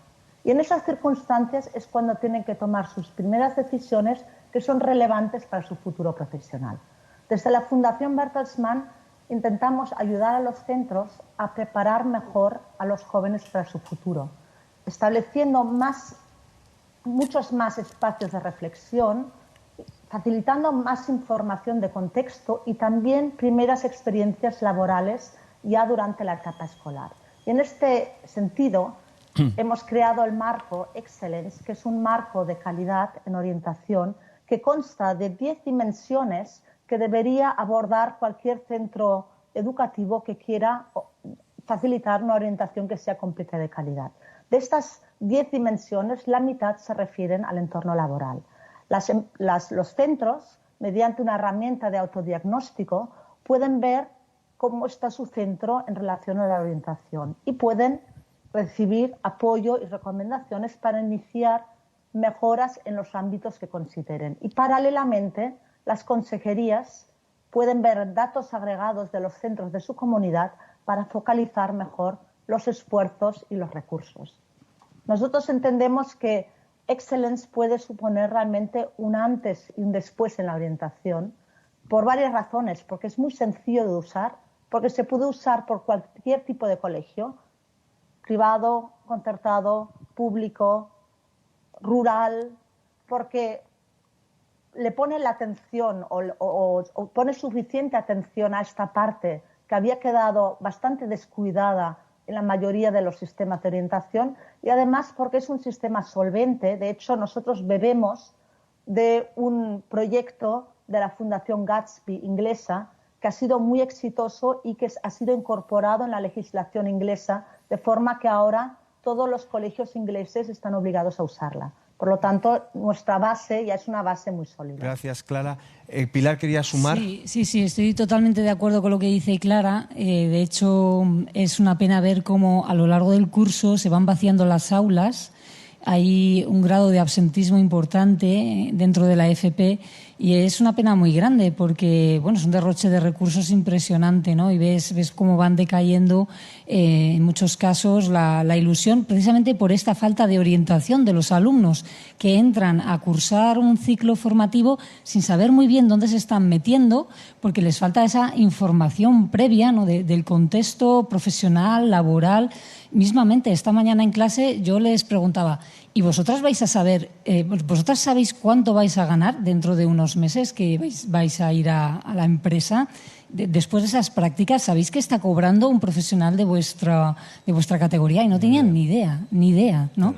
O la más espabilada ha dicho 950. Hombre, eso por lo menos, ¿no? Que es el salario mínimo. Pero es cierto, la orientación es una de las grandes ausentes dentro de la formación profesional y yo creo que urge implementarla. Yo quiero seguir contigo, Pilar, porque el miércoles le hacían una pregunta, hoy es jueves, ayer le hacían una pregunta a la ministra de Educación y Formación Profesional en España muy interesante. ¿Qué tiene que tener un buen profesor? Y yo te quiero preguntar a ti, como educadora, como profesora, ¿cómo te gustaría enseñar a ti? Bueno, pues sí, escuché a la ministra, escuché la respuesta, decía, pues un buen profesor es el que te deja huella, ¿no? Totalmente de acuerdo. Yo te diría en 0, segundos las profesoras y profesores que a mí me han dejado huella, ¿no? Una huella imborrable. Y a mí también me gustaría dejar huella en mis alumnos, ¿no? Pues ayudarles de tal manera que favorezcas su vida, su camino, aportes un valor. A mí me gustaría transmitirles que la vida es maravillosa, que la vida está llena de oportunidades, que las oportunidades están ahí a su alcance y que es muy importante que miren la vida con optimismo y con confianza. Déjame que os cuente una anécdota también de esta mañana, ¿no? Que hemos tenido un debate muy, muy bonito en clase. Estábamos en el módulo de empresa iniciativa emprendedora y les he lanzado una pregunta tratando de dinamizar un poquito la clase. Digo, pero ¿alguna ha considerado la posibilidad de montar una empresa, de tener su centro de estética? Estaba dando clase en un ciclo de estética y peluquería. Y bueno, se han quedado así un poquito temerosas, ¿no? Y una se ha lanzado y ha dicho, sí, a mí es mi sueño, a mí me gustaría mucho. Pero luego salgo a la calle y veo tantos centros de estética que pienso que mi sueño no es realista. Entonces, fíjate qué pena. ¿Por qué no va a ser realista? ¿No? Y a partir de ahí hemos empezado una conversación muy bonita, ¿no? Vale, es cierto que hay mucha competencia, pero ¿qué más hay además de la competencia? ¿Tú crees que hay algo en ti que te permita afrontar esa dificultad con alguna herramienta? Y fíjate qué respuesta más bonita me ha dicho. Sí, yo tengo mucha ilusión. Digo, pues eso es un tesoro, eso vale muchísimo, ¿no? Y para contestarte, ¿no? Si yo pudiera elegir, pediría que me dejen manipular el tiempo y el espacio a mi gusto. Yo estoy constreñida, muy constreñida, me siento muy constreñida como docente, tanto en los espacios que tenemos como en los tiempos que manejamos. En mi aula estamos enfrentados, alumno y profesor. Las mesas están clavadas en el suelo con tornillos. A mí me gustaría darle la vuelta a eso. Me gustaría clases articuladas donde se rompe esa relación de yo enseño y tú aprendes, sino aprendamos juntos, generemos sinergias, interactuemos, ¿no? O sea, esa plasticidad de la clase que puede parecer una tontería, pero luego incide mucho en la forma de estar dentro y en la forma de mirarnos, de tratarnos y de incrementar, ¿no? También con el tiempo. Mira, en el módulo de empresa... El tiempo es el que hoy no puedo manejar muy bien. Vale, me encantaría manipularlo como tú, pero... Si quieres, en titulares, ¿no? Estamos construyendo la propuesta de valor de un proyecto, ¿no? A mí me gustaría salir a la calle para ver con cuaderno y boli que identifiquen en su realidad concreta, en su barrio, vamos a ver cuántos, en un kilómetro a la redonda, cuántos negocios han cerrado. Vamos a ver los que han perseverado. Vamos a hablar con las personas que están ahí trabajando, con los clientes que salen de allí, por qué están contentos. Y a partir de datos reales, identifiquemos dónde está el valor, quién está aportando valor, ¿no? Pero claro, yo tengo 55 minutos para estar en ese espacio y eso limita mucho. Justo el tiempo que tenemos hoy, 55. Gracias, Pilar. Luego traeré algunas de las cosas que has dicho que me parecen importantísimas. Tenemos aquí a algunos expertos en el público dispuestos también a lanzar alguna pregunta. Bienvenidos. En primer lugar, pues Inés, experta en educación desde hace muchísimos años en diferentes empresas y hoy liderando nuestro proyecto de formación profesional en Fundación Telefónica. Bienvenida, Inés, adelante. Hola, gracias a todos y muy interesantes vuestras reflexiones en torno al aprendizaje. Yo quería lanzar un tema que nos preocupa, creo que a todos, que es el acercamiento de las mujeres a los perfiles más tecnológicos. Creo que es un debate que está abierto, creo que a todos nos preocupa y quería saber vuestra opinión. Es verdad que hay informes que arrojan que puede ser una falta de referentes en las mujeres, puede ser también una falta de confianza en las niñas a la hora de acercarse a las asignaturas STEM. Y bueno, quería saber vuestra opinión y también si tanto en la parte de formación reglada como en la no reglada estabais detectando este bajo índice de mujeres acercándose a estos perfiles, sobre todo a los más digitales. Gracias. Sí, tú mismo, dale. Sí, dale, Ignacio. Efectivamente existe esa falta de vocaciones en las mujeres que nosotros percibimos, sin duda, ¿no? Creo que la falta de orientación ha supuesto históricamente un efecto cultural que ha provocado pues, que se orienten las mujeres muchas veces en otras direcciones académicas. Y te diré que nosotros tenemos en lo que podemos, ¿no? Porque yo creo que esto es un trabajo de todos y de cada uno de nosotros. En las extraescolares que montamos, que buscamos vocaciones para las carreras STEM, pues sí que tratamos de fomentar mucho que las niñas de 15 y 16 años se incorporen a estas clases. En paralelo, nosotros esa falta de referencia estamos tratando de suplirla hacemos charlas constantes dentro de nuestro campus en castellana de mujeres que son una referencia en este sector. Se llaman dialogues, son cada mes y medio aproximadamente, y sí que es verdad que a nosotros nos produce mucha satisfacción porque estamos sintiendo que tienen mucha acogida entre las mujeres. Y bueno, pues poco a poco, ¿no? Poco a poco. Es un cambio cultural que tendrá que correr su tiempo. Pero sí que es verdad que yo creo que está en marcha ese cambio, ¿no? Esta pregunta ha generado mucho interés. Quiere Clara, pero primero por orden de petición, Iker, ¿quería sumar? Sí, gracias. Nosotros, nuestra primera promoción, el 10% fueron mujeres solo. Y no nos lo creíamos y eso nos dolió muchísimo. Y bueno, yo venía de trabajar en formaciones específicas para digitalizar para las skills de mujeres. Pusimos en marcha un programa que llamamos For Women in Tech, ahora os cuento un poco cómo era muy rápido. Ahora tenemos un 60% de mujeres en el campus, eso pasó en 3 meses.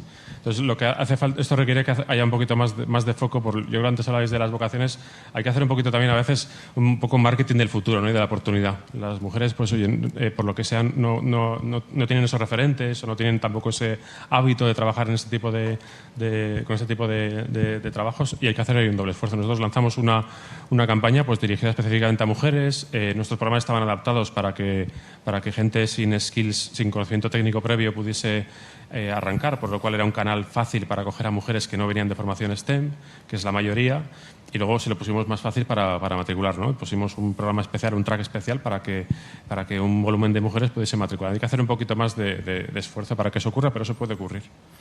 Gracias. Ahora voy a dar paso a Clara. Os recuerdo que podéis lanzarnos alguna pregunta a través de los canales. Tenemos gente desde todos los países, incluso de nuestros amigos venezolanos también, que algunos me están escribiendo por privado. Lanzar a los canales, que ahí lo cogemos y cogemos vuestra pregunta, ¿vale? Clara, ¿querías añadir muy corto, por favor? Sí, muy corto. En primer lugar, felicitar a Iker, porque eso es realmente un logro, conseguir un 60% de participantes femeninas en estos programas. Hay bastantes sectores, el digital, pero también el industrial, donde hay un sesgo de género muy importante. Estos sesgos se tienen que desmontar mediante orientación. En realidad se han de desmontar en la primaria. Después ya llegamos un poquito tarde. Comentaros que hay algunos programas para más adelante que han funcionado muy bien, como uno que se llama WinWit, en el que mujeres explican a chicas de la secundaria su camino para animarlas a atreverse a este tipo de caminos. Y creo que es muy importante que se hagan muchísimos esfuerzos ahí, porque si no nos perdemos la mitad del talento. Muchas gracias. A mí tengo una duda que no quiero la respuesta porque igual no la tenemos, pero eso pasa en todos los países, ¿no? Ayer hablaban del modelo de Finlandia y también, de allí, desde Helsinki, ¿está pasando algo similar en modelos más avanzados, ¿no? Me la dejo ahí para la reflexión y para analizar en otro momento. Quiero dar paso también ahora a Javier Miranda. Javier Miranda viene del área de Educación, Formación y Empleo de Digitales, que para quien no lo sepa es la Asociación Española para la Digitalización. Javier, bienvenido.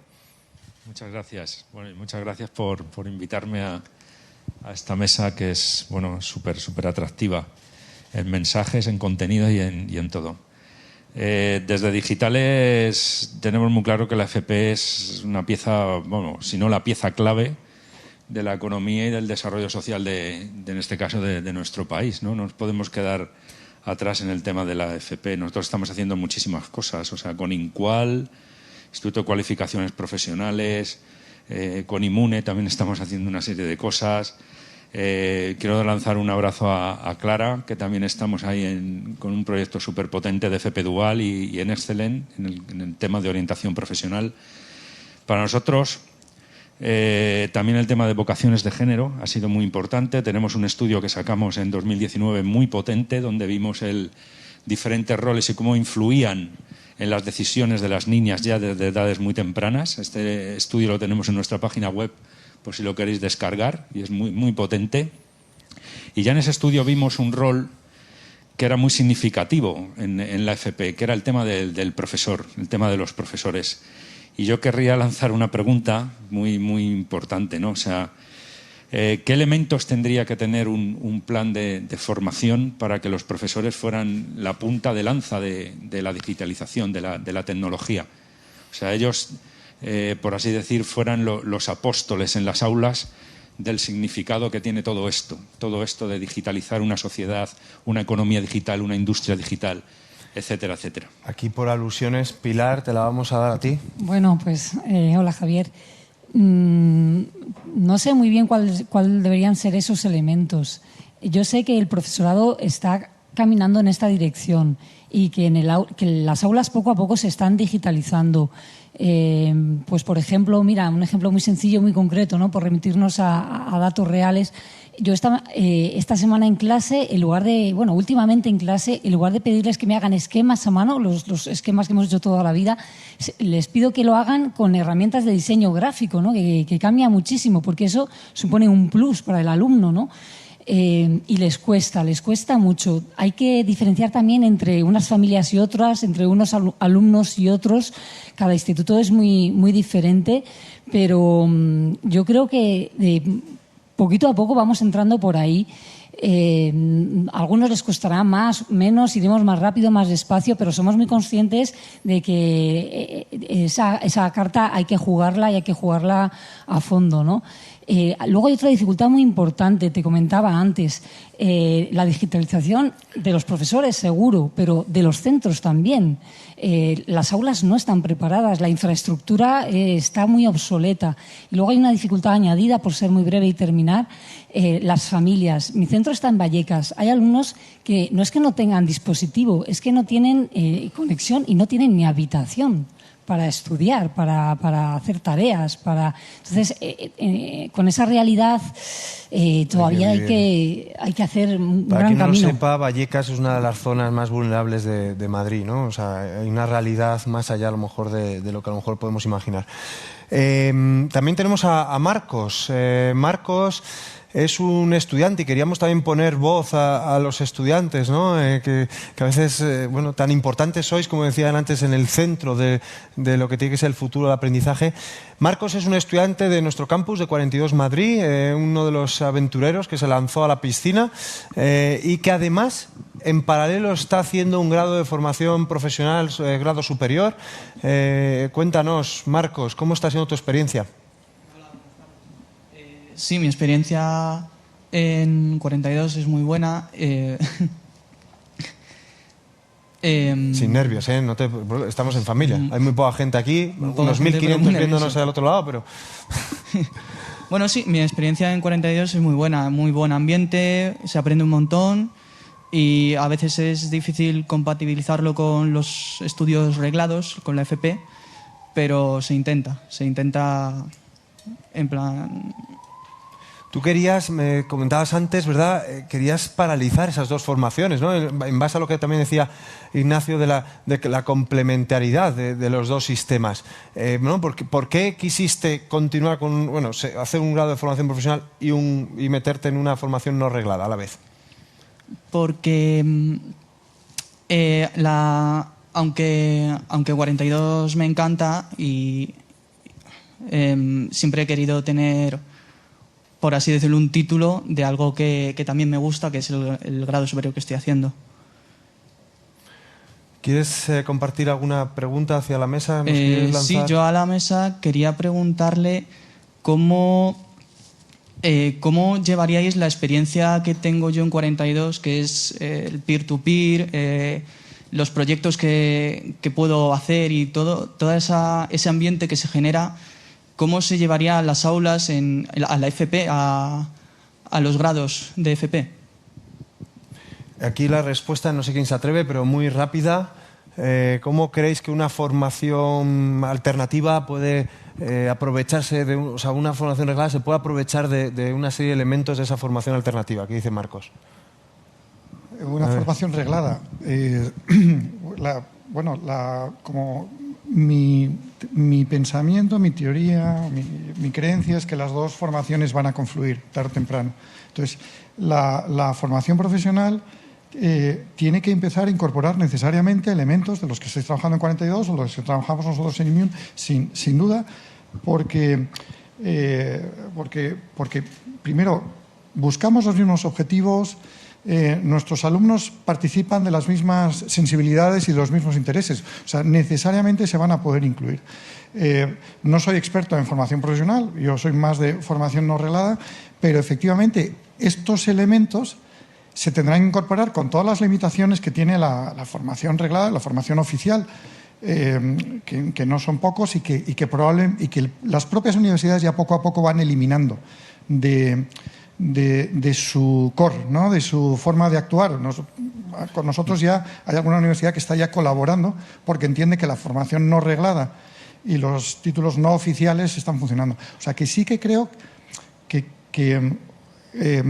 gente como tú en las universidades es absolutamente bienvenido y las sensibilidades que tú puedes llevar en este momento a una universidad son extraordinarias. Y ellos piensa que ellos con toda seguridad te van a recibir con los brazos abiertos porque sus alumnos están demandando y están envidiando lo que tú estás haciendo en este momento. No te quepa duda y les encantaría ponerse en tu piel, ¿no? Ignacio. Entonces cuenta con eso. me cortas. Te tengo que cortar. Nos quedan 4 minutos de mesa. Que mucho y ánimo, justo ahora están en ese llegando sentido. un montón de preguntas interesantes. Lo habéis dejado todo para el final. Hay una reflexión en YouTube de Mireille Ortiz muy interesante en torno a las mujeres.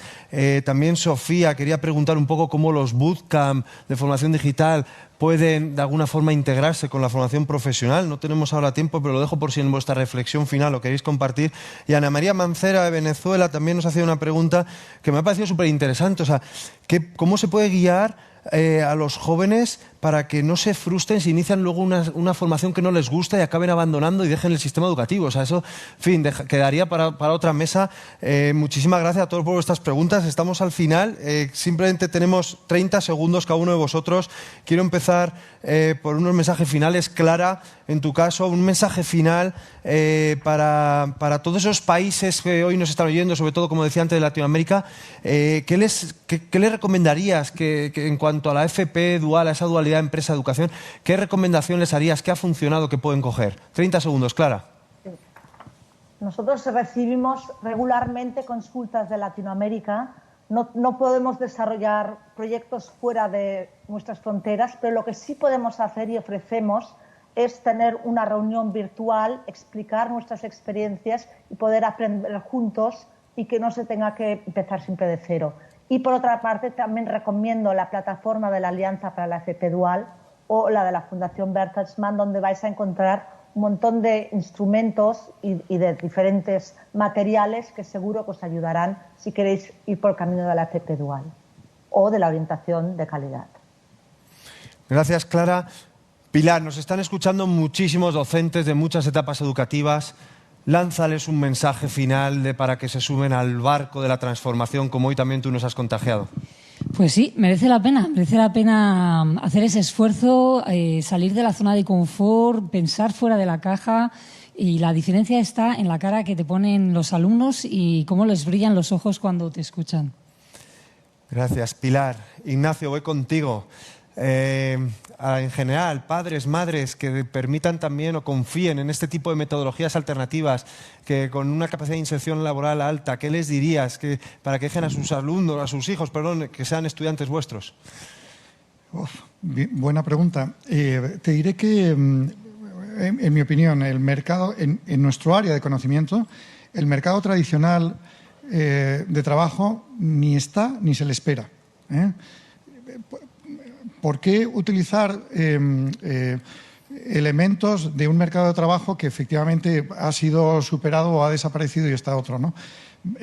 Pensemos en lo que está demandando en este momento el mercado y acudamos a ello. Y seamos valientes y sobre todo curiosos. Gracias también, Ignacio, por tu tiempo.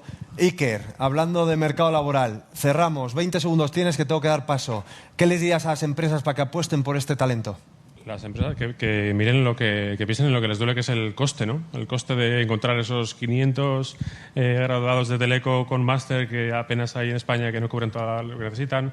El coste de oportunidad de no tener el talento que necesitan para poner en marcha todos sus planes y estrategias. Y el coste social de todas esas reestructuraciones, ¿no? Cuando a veces pueden reciclar talento interno y cubrir lo que necesitan. Muchas gracias a todos. Vamos a seguir enseguida también con los track en Latinoamérica. Yo ahora, antes de dar paso a Elena Resano, que nos va a hacer un resumen de lo que ha pasado también está pasando esta jornada en Light, me voy a quedar con una frase para terminar que me ha encantado de Pilar. La vida es maravillosa, está llena de oportunidades y en nuestro caso vamos a intentar atrapar esos sueños realistas. Gracias a todos. Elena Resano, muchas gracias por también hacernos el resumen de la jornada que nos vas a hacer. Muy buenas noches a todos. Un placer poder asomarme aquí y eso, hacer un poco el resumen de lo que habéis estado hablando ahí, de lo interesante que habéis tocado durante todo el día, ¿no? Y hemos hablado en esta jornada, bueno, cómo afrontar los nuevos retos globales en la educación superior y cómo están reaccionando también las universidades europeas. Hemos analizado ese peso creciente de la formación online, las posibilidades que tiene la minería de datos y también la importancia que tiene el bienestar mental y físico en los nuevos formatos de aprendizaje.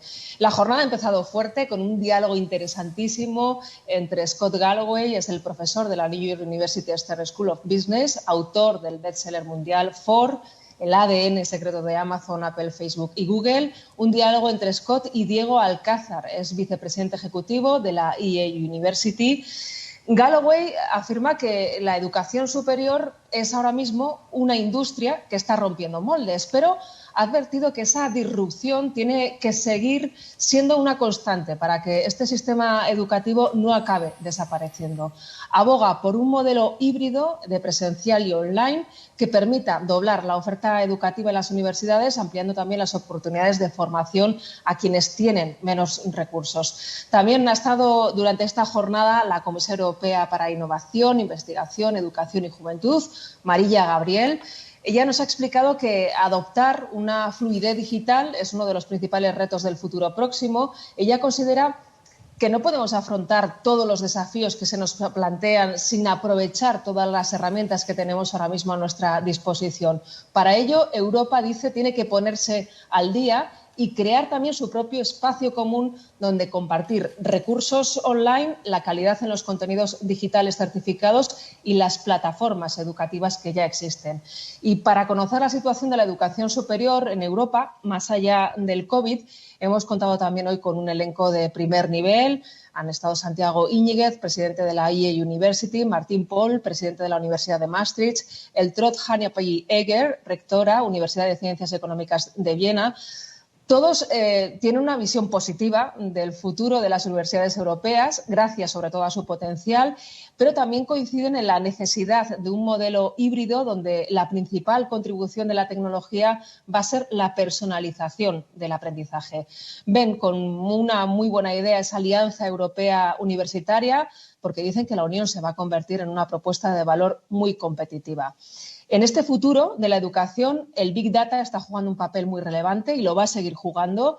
Ryan Baker, de la Universidad, el director del Penn Center for Learning Analytics de la Universidad de Pensilvania, nos ha comentado que antes de 2020 ya había una explosión de datos sobre los alumnos y sobre su aprendizaje, pero que estaban muy dispersos. Y como el aprendizaje online ha disparado la data disponible, la minería de datos es más necesaria que nunca para conocer el aprendizaje de los estudiantes, traquear su conocimiento y, por supuesto, importantísimo ahora mismo, motivarlos. De esta forma vamos a ser capaces de comprender el impacto a largo plazo, apoyar su aprendizaje e intervenir para ayudar también a su reenganche. Y en esta jornada también hemos abierto la puerta a, yo creo, una asignatura muy pendiente en el currículum escolar, la programación como una oportunidad global sin explotar. Y para hablar sobre ello hemos contado con un gran ponente, con Hadi Partovi, fundador y CEO de Code.org. Desde su punto de vista, para responder a los grandes retos actuales, una de las claves de la educación son las ciencias de la computación. Aquel alumno que maneja y que entiende la programación alcanza un mejor desempeño en áreas troncales, además de desarrollar destrezas fundamentales como la cooperación y la creatividad. Y cree, sin duda, está convencido de que la programación va a tener que formar parte del currículum educativo. No solo la escuela y no solo la universidad se están transformando, también surgen nuevos modelos y escuelas de formación con una vocación muy directa en la empleabilidad y en la inclusión social. Y para hablar sobre eso hemos contado con Mona Mursid, es directora ejecutiva y fundadora de Generation Oliver Cruz, también con Oliver Cruzet de la Escuela 42 París, y con Ricardo Pineda Vila, es director ejecutivo y fundador de Bansa. Son representantes de tres de los modelos pedagógicos más innovadores y más exitosos ahora mismo a nivel mundial, y los tres coinciden en señalar que la enorme brecha entre la educación y el mercado laboral hace necesaria el desarrollo de iniciativas que den respuestas ágiles a esa realidad. Y para conseguirlo destacan aptitudes como las competencias digitales y las competencias blandas como la creatividad, la colaboración y el pensamiento flexible. Para finalizar este interesantísimo día, hemos contado con una mesa de expertos que han incidido en esos modelos alternativos de aprendizaje, disruptivos, diferentes, así como también la importancia de la formación profesional. Todos han coincidido que detrás de ellos hay una oportunidad, y ya que esas modalidades están en un auge, ¿no?, en todos los países del mundo y que están formando también a los perfiles que ahora mismo están demandando las empresas. Como veis, una jornada completísima a la que hemos podido disfrutar hoy en ese escenario. Recordaros que también durante este día se han podido vivir en paralelo a este espacio pues muchas otras experiencias participativas que os animo a conocer también a través de la web. Pues muchísimas gracias, Elena. Mucho más completa esta jornada, además, con ese análisis que nos has hecho. Muchísimas gracias. No se me ocurre, la verdad, mejor forma de cerrar este capítulo de Enlighted que el buen análisis de lo que hemos visto de hoy. Cerramos un capítulo con la vista en el siguiente, eso sí, en nuestro caso, el último. Mañana va a ser un día muy especial, además de abordar un tema siempre interesante como el de las startups y la EdTech. Celebraremos la entrega de los premios Enlighted Awards. No os imagináis la agenda que hemos preparado. Intervendrán personalidades de la talla de Salman Khan, Jeff Mayoncalda o Tomás Puello. Desde aquí nos despedimos, pero ya sabéis que seguimos desde Venezuela, Ecuador, Chile, México, Colombia, con mucho más contenido sobre los desafíos de la educación superior. Hoy contamos con personalidades en el ámbito educativo, como la decana de la Universidad de Desarrollos, Josefina Santa Cruz, o el rector de la Universidad Técnica Particular de Loja de Santiago Acosta. Hasta mañana, aquí os esperamos en Enlighted.